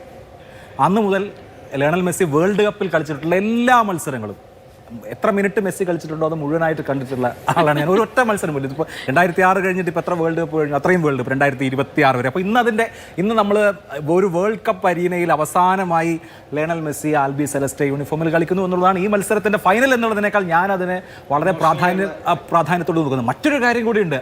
ഇതേ മെറ്റ് ലൈഫ് സ്റ്റേഡിയത്തിലാണ് 2016 ലയണൽ മെസ്സി കരഞ്ഞ് കണ്ണീരൊഴുക്കി റിട്ടയർമെൻറ്റ് പ്രഖ്യാപിച്ചത്. അതിന് 10 കൊല്ലം കഴിയുമ്പോൾ ഒരു വേൾഡ് കപ്പ് ഫൈനലിൽ അയാൾ വീണ്ടും കളിക്കുകയാണ്. അപ്പോൾ നോക്കൂ, 2014 വേൾഡ് കപ്പ് ഫൈനലിൽ പരാജയപ്പെടുന്നു, 2015 കോപ്പ അമേരിക്ക ഫൈനലിൽ പരാജയപ്പെടുന്നു, 2016 കോപ്പ സെന്റിനറിയിൽ വീണ്ടും ചിലിയോട് ഈ മെറ്റ് ലൈഫിൽ പരാജയപ്പെടുമ്പോഴാണ്. അന്ന് മെസ്സി എന്നത്തെ ഒരു ചിത്രമുണ്ട്. അന്ന് മെസ്സി ഇങ്ങനെ കരയുന്ന ചിത്രം ടി വിയിൽ വരുമ്പോൾ ടി വിയിൽ കണ്ണീര് തുടച്ചു കൊടുക്കുന്ന ഒരു കുട്ടിയുടെ ചിത്രം അന്ന് ഭയങ്കരമായിട്ട് വൈറലായിരുന്നു. ആ മെസ്സി നോക്കൂ, പിന്നെ നോക്കൂ, 2021 മുതൽ ഇങ്ങോട്ട് കോപ്പ അമേരിക്ക ജയിക്കുന്നു, ഫൈനലിസിമ ജയിക്കുന്നു, വേൾഡ് കപ്പ് ജയിക്കുന്നു, വീണ്ടും കോപ്പ അമേരിക്ക ജയിക്കുന്നു, ഒരിക്കൽ കൂടി വേൾഡ് കപ്പിൻ്റെ ഫൈനൽ കളിക്കുന്നു. അപ്പോൾ ഇന്നത്തെ റിസൾട്ട് എന്ത് എന്നുള്ളത് ഞാൻ പറയുന്നു അപ്രസക്തമാണെന്നുള്ളതാണ്. ലയണൽ മെസ്സിയെ സംബന്ധിച്ച് ഞാനാണ് ഗോട്ട് എന്ന് അവിതർക്കിതമായി തെളിയിച്ച് കഴിഞ്ഞ ഒരു കാലഘട്ടമാണ്. കഴിഞ്ഞ 20 വർഷം കടന്നു പോകുന്നു. അപ്പോൾ ശരിയാണ്, ഇപ്പം യമാലിനെ പോലത്തെ ഒരു കളിക്കാരൻ വരുന്നു. 19 മെസ്സിയുടെ പഴയ നമ്പറാണ്, ആദ്യം കളിക്കുമ്പോൾ മെസ്സിയുടെ നമ്പറാണ്. 19 കൊല്ലം മുമ്പാണ് ഈ കുളിപ്പിക്കുന്നത്, യമാലിനെ കുളിപ്പിക്കുന്നത്. എന്തായാലും ലാമാസിയുടെ പ്രൊഡക്റ്റാണ് മെസ്സി, അതിന്റെ ഐക്കണാണ്. ഇപ്പോൾ ലാമാസ എന്നുള്ള 8 പേരാണ് ഈ സ്പെയിൻ ടീമിൽ കളിക്കുന്നത്. പക്ഷേ സ്പെയിൻ അർജന്റീന മത്സരം എന്ന് പറയുന്നത് തന്നെ പൊതുവെ ഇപ്പോൾ നമ്മൾ അർജന്റീന ആരാധകർ കാണുന്നത് തന്നെ സോദരർ തമ്മിലെ പോരല്ല, അതെ, സൗഹൃദത്തിന്റെ കലങ്ങി മറിയലോ എന്ന് പണ്ട് കവി പറഞ്ഞത് മാതിരിയുള്ള ആ ഒരു സംഗതി അല്ലേ പറയുന്ന വാചകത്തിലൊക്കെ ഒരു മുൻകൂർ ജാമ്യത്തിന്റെ. അല്ല, ഞാൻ പറയുന്നത് ഇന്ന് വിജയവും പരാജയവും അപ്രസക്തമാണ്. അതിനെപ്പുറത്ത് ഇന്ന് ആണ്. കാരണം വെച്ചാൽ ബാഴ്സലോണയുടെ ഏറ്റവും വലിയ സ്റ്റാറുകളിൽ ഒരാളാണ് മെസ്സി. അപ്പോൾ സ്വാഭാവികമായിട്ടും ഇതിനകത്ത് നമ്മൾ കാണേണ്ടത് ഇപ്പോൾ ലയണൽ മെസ്സി എന്തായാലും ഇനി ഒരു വേൾഡ് കപ്പ് കളിക്കില്ല എന്ന് ഉറപ്പാണ്. 39 വയസ്സായി. ഇനി അടുത്ത വേൾഡ് കപ്പ് എന്ന് പറയുമ്പോൾ 43 വയസ്സാവും. ഇത് ലയണൽ മെസ്സിയുടെ അവസാനത്തെ വേൾഡ് കപ്പ് ആയിരിക്കും എന്നുള്ള കാര്യത്തിൽ യാതൊരു സംശയവുമാണ്. അർജന്റീന ജേഴ്സിയിൽ ഒരു പക്ഷേ ഇനി മത്സരം കളിക്കും. കഴിഞ്ഞ ദിവസം റൊമേറോ ചോദിച്ചിരുന്നു, ഈ വേൾഡ് കപ്പ് കൂടി നേടുകയാണെങ്കിൽ കുറച്ചു കാലം കൂടി നീ ഞങ്ങളുടെ കൂടെ ഉണ്ടാവില്ലേ എന്നൊക്കെ ചോദിച്ച് നമ്മൾ കേട്ടു. എന്തായാലും ഞാൻ ഈ വേൾഡ് കപ്പ് ഫൈനലിനെ കാണുന്നത് നമ്മൾ ദ ലാസ്റ്റ് ഡാൻസ് അത് തന്നെയാണ്, അതിലൊരു സംശയമില്ല. നിവീഷോ? അല്ല, ഈ മെസ്സിയെ പോലെ തന്നെ ഇപ്പം നേരത്തെ എം പി രാജേഷ് അദ്ദേഹം സൂചിപ്പിച്ച പോലെ മെസ്സി ഒരു ഇതിഹാസമാകുന്നു. ഒരു ടീമിനെ ഒരു താരം ചുമലിലേറ്റി ഇതിഹാസമാക്കുന്നത് എങ്ങനെയാണെന്നാണ് കാണിച്ചത്. നമുക്കറിയാം ആ ടീം പല റൊണാൾഡോ അടക്കമുള്ള ഇതിഹാസ താരങ്ങൾക്ക് ഇല്ലാതെ പോയ ഒരു ഭാഗ്യം കൂടി തീർച്ചയായും മെസ്സിയെ സംബന്ധിച്ച് കിട്ടി. അത്രയും സോദര തുല്യരായ ആളുകൾ നമുക്കറിയാം. ഇപ്പോൾ പല ദൃശ്യങ്ങൾ കണ്ടറിയാം. മെസ്സിയെ ഒന്ന് പൂട്ടാൻ എതിർ ടീം ശ്രമിച്ചാൽ അതെങ്ങനെയാണ് അർജന്റീനയുടെ ബാക്കി താരങ്ങൾ അതിനോട് പെരുമാറുന്നത് കറക്റ്റ് നോട്ട് ചെയ്ത് അവന് പണി കൊടുക്കാൻ വരെ അങ്ങനെ വരെ കളിക്കളത്തിൽ കളിക്കുക. അപ്പോൾ അത്രയ്ക്കും മെസ്സി എന്ന് പറഞ്ഞ ഇതൊരു അത്ഭുതമാണ്. നമുക്ക് എല്ലാ മനുഷ്യർക്കും സ്വാർത്ഥതയും അല്ലെങ്കിൽ അതൊക്കെ ഏത് ഘട്ടത്തിലും ഉയരാവുന്നതാണ്. പക്ഷേ ഇതുപോലൊരു കളിക്കളത്തിൽ പന്ത് മെസ്സിക്ക് സ്വയം അടിക്കാമായിരുന്ന സാഹചര്യം ഉണ്ടായിട്ട് പോലും പന്ത് മെസ്സിയിലേക്ക് മാറ്റി കൊടുക്കുന്ന അർജന്റീൻ താരം വരെയുണ്ട്. അപ്പോൾ സ്വാർത്ഥതയുടെ ഒരു ലെവലേഷൻ പോലും ഇല്ലാതെ മെസ്സി എന്ന ഐക്കണ് വേണ്ടി, മെസ്സിയുടെ വിജയത്തിന് വേണ്ടി മെസ്സിയായി തന്നെ ബാക്കി 10 പേരും, അങ്ങനെ 11 മെസ്സിമാർ കളിക്കളത്തിൽ ഇറങ്ങുന്നു എന്നതാണ് ഇതിൻ്റെ ഒരു വൈകാരികമായ നിമിഷം. അതുകൊണ്ടാണ് അർജന്റീനയ്ക്കൊപ്പം നമ്മൾ നിൽക്കുന്നത്. ഇപ്പോൾ മെസ്സി പോയാൽ ഇനി മെസ്സിമാർ ജനിക്കുമായിരിക്കും, മെസ്സിമാർ വരുമായിരിക്കും. പക്ഷേ ഈ മെസ്സി അതൊരു സ്പെഷ്യൽ മെസ്സിയാണ്. ആ മെസ്സിക്ക് വേണ്ടിയാണ് നമ്മളെല്ലാവരും ഇന്ന് കളി കാണുന്നത്. ആ 10 പേർ മെസ്സിക്കൊപ്പം കളിക്കുന്നതും ഈ ലോകത്തെ കോടിക്കണക്കിന് ആരാധകർ കളിക്കുന്നതും ആ മെസ്സി വീണ്ടും ആ സ്വർണ്ണക്കപ്പിൽ മുത്തമിടുന്നത് കാണാൻ കഴിയുന്നത്. ഒരാൾ ഫോൺ വിളിച്ചപ്പോൾ, ഒരു കുട്ടി ഫോൺ വിളിച്ചപ്പോൾ പറഞ്ഞു കപ്പിന് ഉമ്മ കൊടുക്കുന്നത് കാണാൻ. പണ്ട് ദൈവത്തിന്റെ കൈയാണെങ്കിൽ ഇത് ദൈവത്തിന്റെ ഇടങ്കാലാണ്, യാതൊരു സംശയമില്ല. ശരി, ഈ മെസ്സി ഫാൻസിന്റെ നടുവിൽ ഇങ്ങനെ ഇരിക്കുമ്പോൾ ഒരു എവിടെയോ ഇന്ന് വായിച്ചു, മെസ്സി എന്ന സമുദ്രത്തിലേക്ക് ഒഴുകിയെത്തുന്ന 10 നദികളാണ് മറ്റ് കളിക്കാർ, ആ ടീമിലെ മറ്റ് കളിക്കാർ എന്ന്. അപ്പോൾ ഈ മെസ്സി ഫാൻസിനിടയിൽ നിന്ന് നമുക്ക് തിരിച്ച് നദികളിലേക്ക് കയറുകയും ഒരിടവേള എടുത്തു വരാം. കളിക്കളത്തിൽ കവിത എഴുതുന്നവരാണ് കളിക്കാർ. പക്ഷേ കളിക്കളത്തിന് പുറത്തും മനോഹരമായി എഴുതാമെന്ന് ഒരുപക്ഷെ CK വിനീത് ഇത്തവണയാണ് തെളിയിച്ചത് അല്ലേ? നമ്മളൊക്കെ വളരെ അത്ഭുതത്തോടെയാണ് അത് വായിച്ചത്, ഞാൻ തുടക്കത്തിൽ പറഞ്ഞതുപോലെ. അപ്പോൾ അഭിലാഷിന് എന്തെങ്കിലും വിനീതിനെ നേരിട്ട് കിട്ടിയ സ്ഥിതിക്ക് ഒരു കടുത്ത അർജന്റീനൻ ഫാൻ എന്തെങ്കിലും ചോദിക്കാനുണ്ടോ? തീർച്ചയായിട്ടും. വിനീതെ, താങ്കളൊരു ബ്രസീൽ ഫാനാണ്, വളരെ മനോഹരമായി കളി എഴുതുകയും ചെയ്യുന്നു. ഇപ്പോൾ ഞാനൊരു അർജന്റീനൻ ഫാനിൻ്റെ പെർസ്പെക്റ്റീവിൽ നിന്ന് ഇപ്പോൾ നമുക്ക് 98-ലും 2002-ലും ബ്രസീൽ ഫൈനൽ കളിക്കുമ്പോൾ ഞാൻ 98-ൽ ഫ്രാൻസിനെയും 2002-ൽ ജർമ്മനിയാണ് പിന്തുണച്ചത്. കാരണം അർജന്റീനയുടെ എതിരാളികളാണല്ലോ ബ്രസീൽ. അപ്പോൾ സാധാരണ നിലയിൽ ബ്രസീൽ ഫാൻസ് അർജന്റീനയെ അത്ര ചേർത്ത് നിർത്താറില്ല. പക്ഷേ ഇപ്പോൾ ഈ വേൾഡ് കപ്പിൽ ചരിത്രത്തിൽ ഇല്ലാത്ത വിധത്തിൽ കുറേ ഗൂഢാലോചന തിയറികൾ, കുറേ പ്രൊപ്പഗാൻഡകൾ, ദുഷ്പ്രചരണങ്ങളൊക്കെ അർജന്റീനയ്ക്കെതിരെയും ലയണൽ മെസ്സിക്കെതിരെയൊക്കെ വന്നപ്പോൾ വളരെ ഒരു കളിക്കാരൻ്റെ പക്ഷത്ത് നിന്ന് യുക്തിസഹമായി അത് എഴുതിയ ഒരാളാണ് താങ്കൾ. അത് വളരെ മനോഹരമായി, വളരെ നന്നായിട്ട് താങ്കൾ എഴുതുകയും ചെയ്തു. അപ്പോൾ എന്തുകൊണ്ടാണ് സാധാരണ ബ്രസീൽ ഫാൻസിന് ഉള്ള ഒരു അർജന്റീന വിരോധം താങ്കൾക്കില്ലാത്തത്?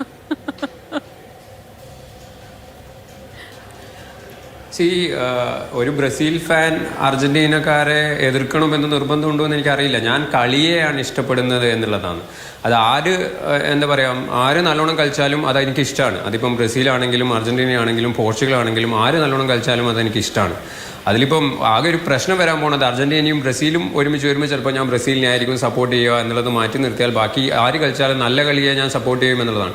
ഇവിടെ അഭിലാഷേട്ടൻ നേരെ പറഞ്ഞു, ഗോട്ട് എന്നുള്ളൊരു ചർച്ച നേരത്തെ പറഞ്ഞു. നമ്മളത് ചർച്ച ചെയ്തതൊക്കെ ഗ്രൗണ്ടിന് പുറത്താണ്. അപ്പോൾ അങ്ങനെ ഒരു സാധനം നമുക്ക് നിലവിൽ ഒരു ഒഫീഷ്യലായിട്ടൊരു എന്താ പറയുക ഒരു കാര്യം അങ്ങനെ ഇല്ല. നമ്മൾ പലർക്കും പല ഇഷ്ടങ്ങളായിരിക്കും. എനിക്ക് ചിലപ്പോൾ ഈ പറയുന്ന പോലെ എൻ്റെ ഇഷ്ടപ്പെട്ട ആൾ സ്റ്റീഫൻ ജെറാർഡാണ്. അങ്ങനെ പലർക്കും പല ഇഷ്ടങ്ങളായിരിക്കും. അപ്പോൾ നമ്മളെ താല്പര്യങ്ങളും നമ്മളെ അഭിപ്രായങ്ങളും നമ്മൾ കൂട്ടിക്കുഴച്ചൊരു നമുക്കൊരു എന്താ പറയുക നമുക്കൊരു ഫുട്ബോളിൽ ഒരു ദൈവം നമ്മൾ ഉണ്ടാക്കി വെക്കുക എന്നല്ലാതെ അതിനൊരു എന്താ പറയുക ഒറിജിനൽ ഇന്നയാളാണ് എന്ന് നമുക്കൊരിക്കലും മറ്റുള്ളവർക്ക് വേണ്ടി തീരുമാനിക്കാൻ പറ്റില്ല. അപ്പോൾ അത് ചെയ്യാതിരിക്കുക എന്നുള്ളതാണ് ഏറ്റവും നമ്മൾ ഫുട്ബോൾ ആരാധകർക്ക് ചെയ്യാൻ പറ്റുന്ന ഏറ്റവും നല്ലൊരു കാര്യം എന്നുള്ളത്. അതായത് നിങ്ങളെ ഗോട്ട് അല്ലെങ്കിൽ നിങ്ങളെ ഇഷ്ടപ്പെട്ട പ്ലെയർ എന്നുള്ളത് നിങ്ങളെ മാത്രമാണ് എന്നുള്ളത് നിങ്ങൾ ആദ്യം മനസ്സിലാക്കുക എന്നുള്ളതാണ്.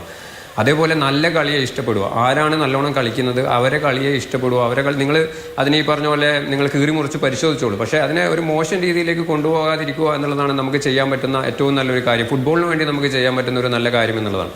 ഇപ്രാവശ്യത്തെ ബ്രസീലിൻ്റെ എടുത്താൽ ഞാൻ ബ്രസീൽ മാത്രമേ ജയിക്കൂ, ബാക്കി അർജന്റീന ഈ പറയുന്ന പോലെ റഫറിക്ക് പൈസ കൊടുത്തിട്ടാണ് ജയിപ്പിച്ചത് എന്ന് പറയുന്നത് ശരിക്കും പറഞ്ഞാൽ എന്താ പറയുക ഒരു തെറ്റായ കാര്യമാണ്. കാരണം ബ്രസീൽ കളിക്കാത്തത് കൊണ്ടാണ് തോറ്റത്, അവർ മോശം കളി കളിച്ചത് കൊണ്ടാണ് തോറ്റത്. അതേസമയം അർജന്റീന എല്ലാ കളിയും നല്ലോണം കളിച്ചിട്ടാണ് ജയിക്കുന്നത്. അപ്പോൾ നമ്മൾ എന്താ പറയുക നമ്മൾ ഈ തോറ്റതിൻ്റെ വാശി തീർക്കാൻ വേണ്ടിയിട്ട് മറ്റുള്ളവരെ കുറ്റം പറയുക എന്നുള്ളൊരു സാധനം ഉണ്ടല്ലോ, അത് മാത്രമാണ് നമ്മൾ ഈ പറയുന്ന മറ്റുള്ള ഫാൻസ് ചെയ്യുന്നത്. ഷിയർ അസൂയ മാത്രമാണ്. അതായത് അർജന്റീന എല്ലാ കപ്പും ജയിക്കുന്നു, അതിൽ ലോകത്തിലെ നമ്പർ 1 പ്ലെയർ അതിൻ്റെ അകത്ത് നിൽക്കുന്നു. അതൊക്കെ വരുമ്പോൾ മൊത്തത്തിലുണ്ടാകുന്ന ഒരു അസൂയ മാത്രമായിട്ടാണ് ഞാനിതിനെ കാണുന്നത്. അല്ലാതെ ഒരു എന്താ പറയുക ഈ പറയുന്ന ഗ്രൗണ്ടിലേക്ക് എടുക്കേണ്ട ഒരു സാധനമായിട്ട് ഞാൻ കാണുന്നില്ല. ഈ പറയുന്ന സാമൂഹ്യ മാധ്യമത്തിൻ്റെ വരവോടുകൂടി അത് കൂടുതൽ ഒച്ചപ്പാടിലേക്ക് വന്നു എന്നല്ലാതെ അതൊന്നും ഒരു കാര്യമായിട്ട് അല്ലെങ്കിൽ ചർച്ച ചെയ്യേണ്ട പോലും ഒരു ഇതായിട്ട് എനിക്ക് തോന്നുന്നില്ല. എന്നെ സംബന്ധിച്ചിടത്തോളം ഞാൻ നല്ല ഫുട്ബോൾ ഇഷ്ടപ്പെടുന്നു, നല്ല കളിക്കാരെ ഇഷ്ടപ്പെടുന്നു.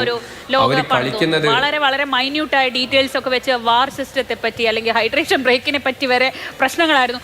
കളിയുടെ രസം കളയുന്നു എന്നൊക്കെ പറയും. സാങ്കേതികമായ ഒരുപാട് ചർച്ചകൾ ഇങ്ങനെ സമൂഹ മാധ്യമങ്ങളിലൊക്കെ നിറഞ്ഞു നിൽക്കുന്നത് കണ്ടു.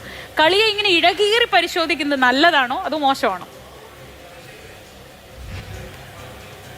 അത് നിങ്ങളുടെ ഇഷ്ടമാണ്. അതിപ്പോൾ നമ്മളിപ്പം പുറത്ത് ചർച്ച ചെയ്യുന്ന ചില കാര്യങ്ങൾ നല്ലതാവാം, ചില കാര്യങ്ങൾ മോശമാവാം എന്നുള്ളതാണ്. അത് സത്യം പറഞ്ഞാൽ ഇപ്പോൾ നിലവിൽ കളിയെ അത് ബാധിക്കുന്നില്ല. ഇപ്പം ഞാനത് നേരത്തെ പറഞ്ഞു വന്നത് സാമൂഹ്യ മാധ്യമങ്ങളൊക്കെ വന്നതിന് ശേഷം ആർക്കും എപ്പോഴും എന്തും പറയാമെന്നുള്ളൊരു സിറ്റുവേഷനിലേക്ക് കാര്യങ്ങൾ മാറിയല്ലോ. അതിപ്പോൾ ഫുട്ബോളിൻ്റെ കാര്യത്തിൽ മാത്രമല്ലല്ലോ. നമ്മളിപ്പോൾ നോർമലി നമ്മൾ സമൂഹത്തിലെടുത്താൽ എന്താ സംഭവിക്കുന്നത് എന്നുള്ളത് നമുക്ക് വളരെ കൃത്യമായിട്ട് അറിയാം.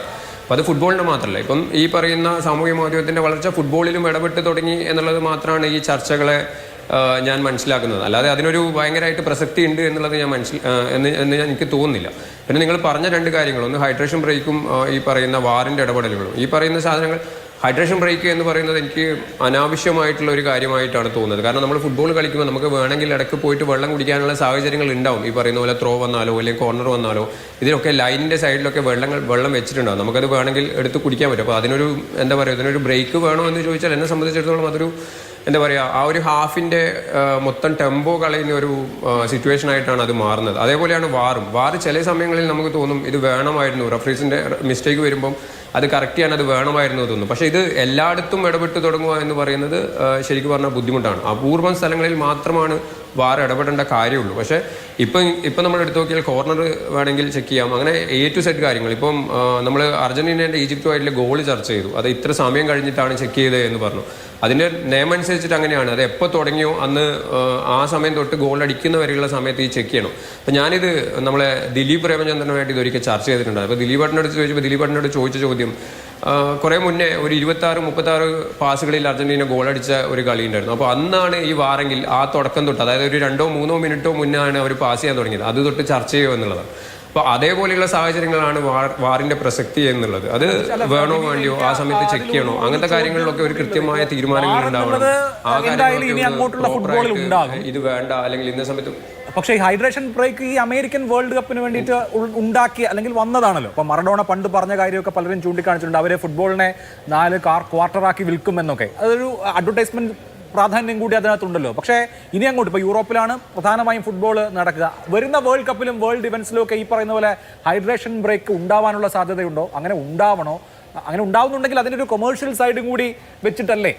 അങ്ങനെ ഉണ്ടാവാൻ പാടില്ല എന്നുള്ളതാണ് എൻ്റെ ആഗ്രഹം. അങ്ങനെ ഉണ്ടാവാൻ പാടില്ല എന്നുള്ളത്. കാരണം അതിൻ്റെ കളിയുടെ ടെമ്പോ മൊത്തം കളിയാണ്. ഇപ്പോൾ നമ്മൾ നോക്കുമ്പോൾ ചില മാച്ചുകളിൽ ചില ടീം നല്ല ഫോമിൽ നിൽക്കുന്ന സമയത്തായിരിക്കും ബ്രേക്ക് വരുന്നത്. അത് കഴിഞ്ഞിട്ട് തിരിച്ചു വരുമ്പോൾ കളി മൊത്തത്തിൽ മാറും. അപ്പോൾ അങ്ങനെ ഉണ്ടാവാൻ പാടില്ല എന്നുള്ളതാണ് എൻ്റെ ഒരു ആഗ്രഹം. പക്ഷേ ഈ പറയുന്ന പോലെ നമ്മളെ ആഗ്രഹങ്ങളല്ലല്ലോ. നിങ്ങൾ ഈ പറഞ്ഞ പോലെ അതിൻ്റെ സ്പോൺസർഷിപ്പുകളുണ്ട്, അതിൻ്റെ പുറകിലുള്ള കുറേ കാര്യങ്ങളുണ്ട്. ഇതൊന്നും നമ്മൾ വിചാരിച്ചാൽ മാറ്റാൻ പറ്റുന്ന കാര്യമല്ല. കാരണം ഇതൊക്കെ ഒരുപാട് പണം ഇറങ്ങുന്ന മേഖലയാണ്. അപ്പം അതൊന്നും നമ്മൾ വിചാരിച്ചാൽ തിരുത്താൻ പറ്റുന്നത്, നമ്മൾ വിചാരിച്ചാൽ ശരിയാക്കാൻ പറ്റുന്ന കാര്യങ്ങളല്ല. നമ്മളെ ആഗ്രഹങ്ങൾ നമ്മൾ പറയുമോ എന്നല്ലാതെ ഇതിലൊന്നും ഒരു ഡിസിഷൻ മേക്കിംഗ് പവർ നമുക്ക് ആർക്കും ഇല്ലല്ലോ. ഇവർ അതോറിറ്റീസ് എന്താണോ തീരുമാനിക്കുന്നത് അതിനനുസരിച്ചിട്ട് പോവുക എന്നുള്ളതാണ്.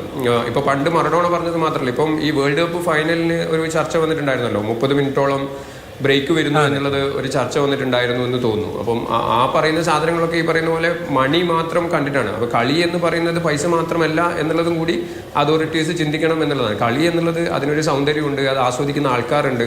അത് അതിൻ്റെ ഒരു ജെന്യുവൻ ഫീലുണ്ട്. നമുക്ക് കളിക്കുമ്പോൾ നമുക്ക് കിട്ടുന്ന ഒരു ഫീലുണ്ട്. അതിനെ നശിപ്പിക്കരുത് എന്നുള്ളത് മാത്രമാണ്. അത് നിങ്ങൾ എന്തും കൊണ്ടുവന്നോളൂ, ഈ പറയുന്ന പോലെ ഹൈഡ്രേഷൻ ബ്രേക്ക് കൊണ്ടുവന്നോളൂ, വാർ കൊണ്ടുവന്നോളൂ, മറ്റെന്ത് വേണമെങ്കിലും ടെക്നോളജി വളരുന്നതിനനുസരിച്ചുള്ള കാര്യങ്ങൾ കൊണ്ടുവന്നോളൂ. പക്ഷേ കളിയുടെ ഒരു ജെന്യൂനിറ്റി നശിപ്പിക്കരുത്, കളിയുടെ ഒരു ഫീല് നശിപ്പിക്കരുത് എന്നുള്ളതാണ്. അത് ഈ പറയുന്ന പോലെ ഇപ്പോൾ വരുന്ന സാധനങ്ങളൊക്കെ അത് നശിപ്പിക്കുന്നുണ്ട് എന്നുള്ളതാണ് അതിൻ്റെ സത്യാവസ്ഥ. നമുക്ക് ഈ നോട്ടിൽ വേണമെങ്കിൽ നിർത്താം അല്ലേ? ഇതൊരു കറക്റ്റ് പോയിന്റ് ആണ്. ഏറ്റവും പ്രധാനം കളിയുടെ ഭംഗിയാണ്, കളിയുടെ രസമാണ്. ആ രസച്ചരട് മുറിയാതെ ഏറ്റവും ആരോഗ്യകരമായ ഒരു മത്സരം നടക്കുക എന്നതാണ്, ഏറ്റവും മനോഹരമായ ഒരു കളി കാണാൻ കഴിയുക എന്നതാണ് ഈ രാത്രി ഏറ്റവും പ്രധാനപ്പെട്ട കാര്യം. അപ്പോൾ അങ്ങനെ ലോകമെമ്പാടുമുള്ള ഫുട്ബോൾ പ്രേക്ഷകർക്ക്, ഫുട്ബോൾ ആരാധകർക്ക്, ആസ്വാദകർക്ക് ഒരു മനോഹരമായ ഫൈനൽ നൈറ്റ് ആശംസിച്ചുകൊണ്ട് സൂപ്പർ പ്രൈം ടൈം പൂർണ്ണമാവുന്നു. ചർച്ചയിൽ പങ്കെടുത്ത എല്ലാവർക്കും നന്ദി.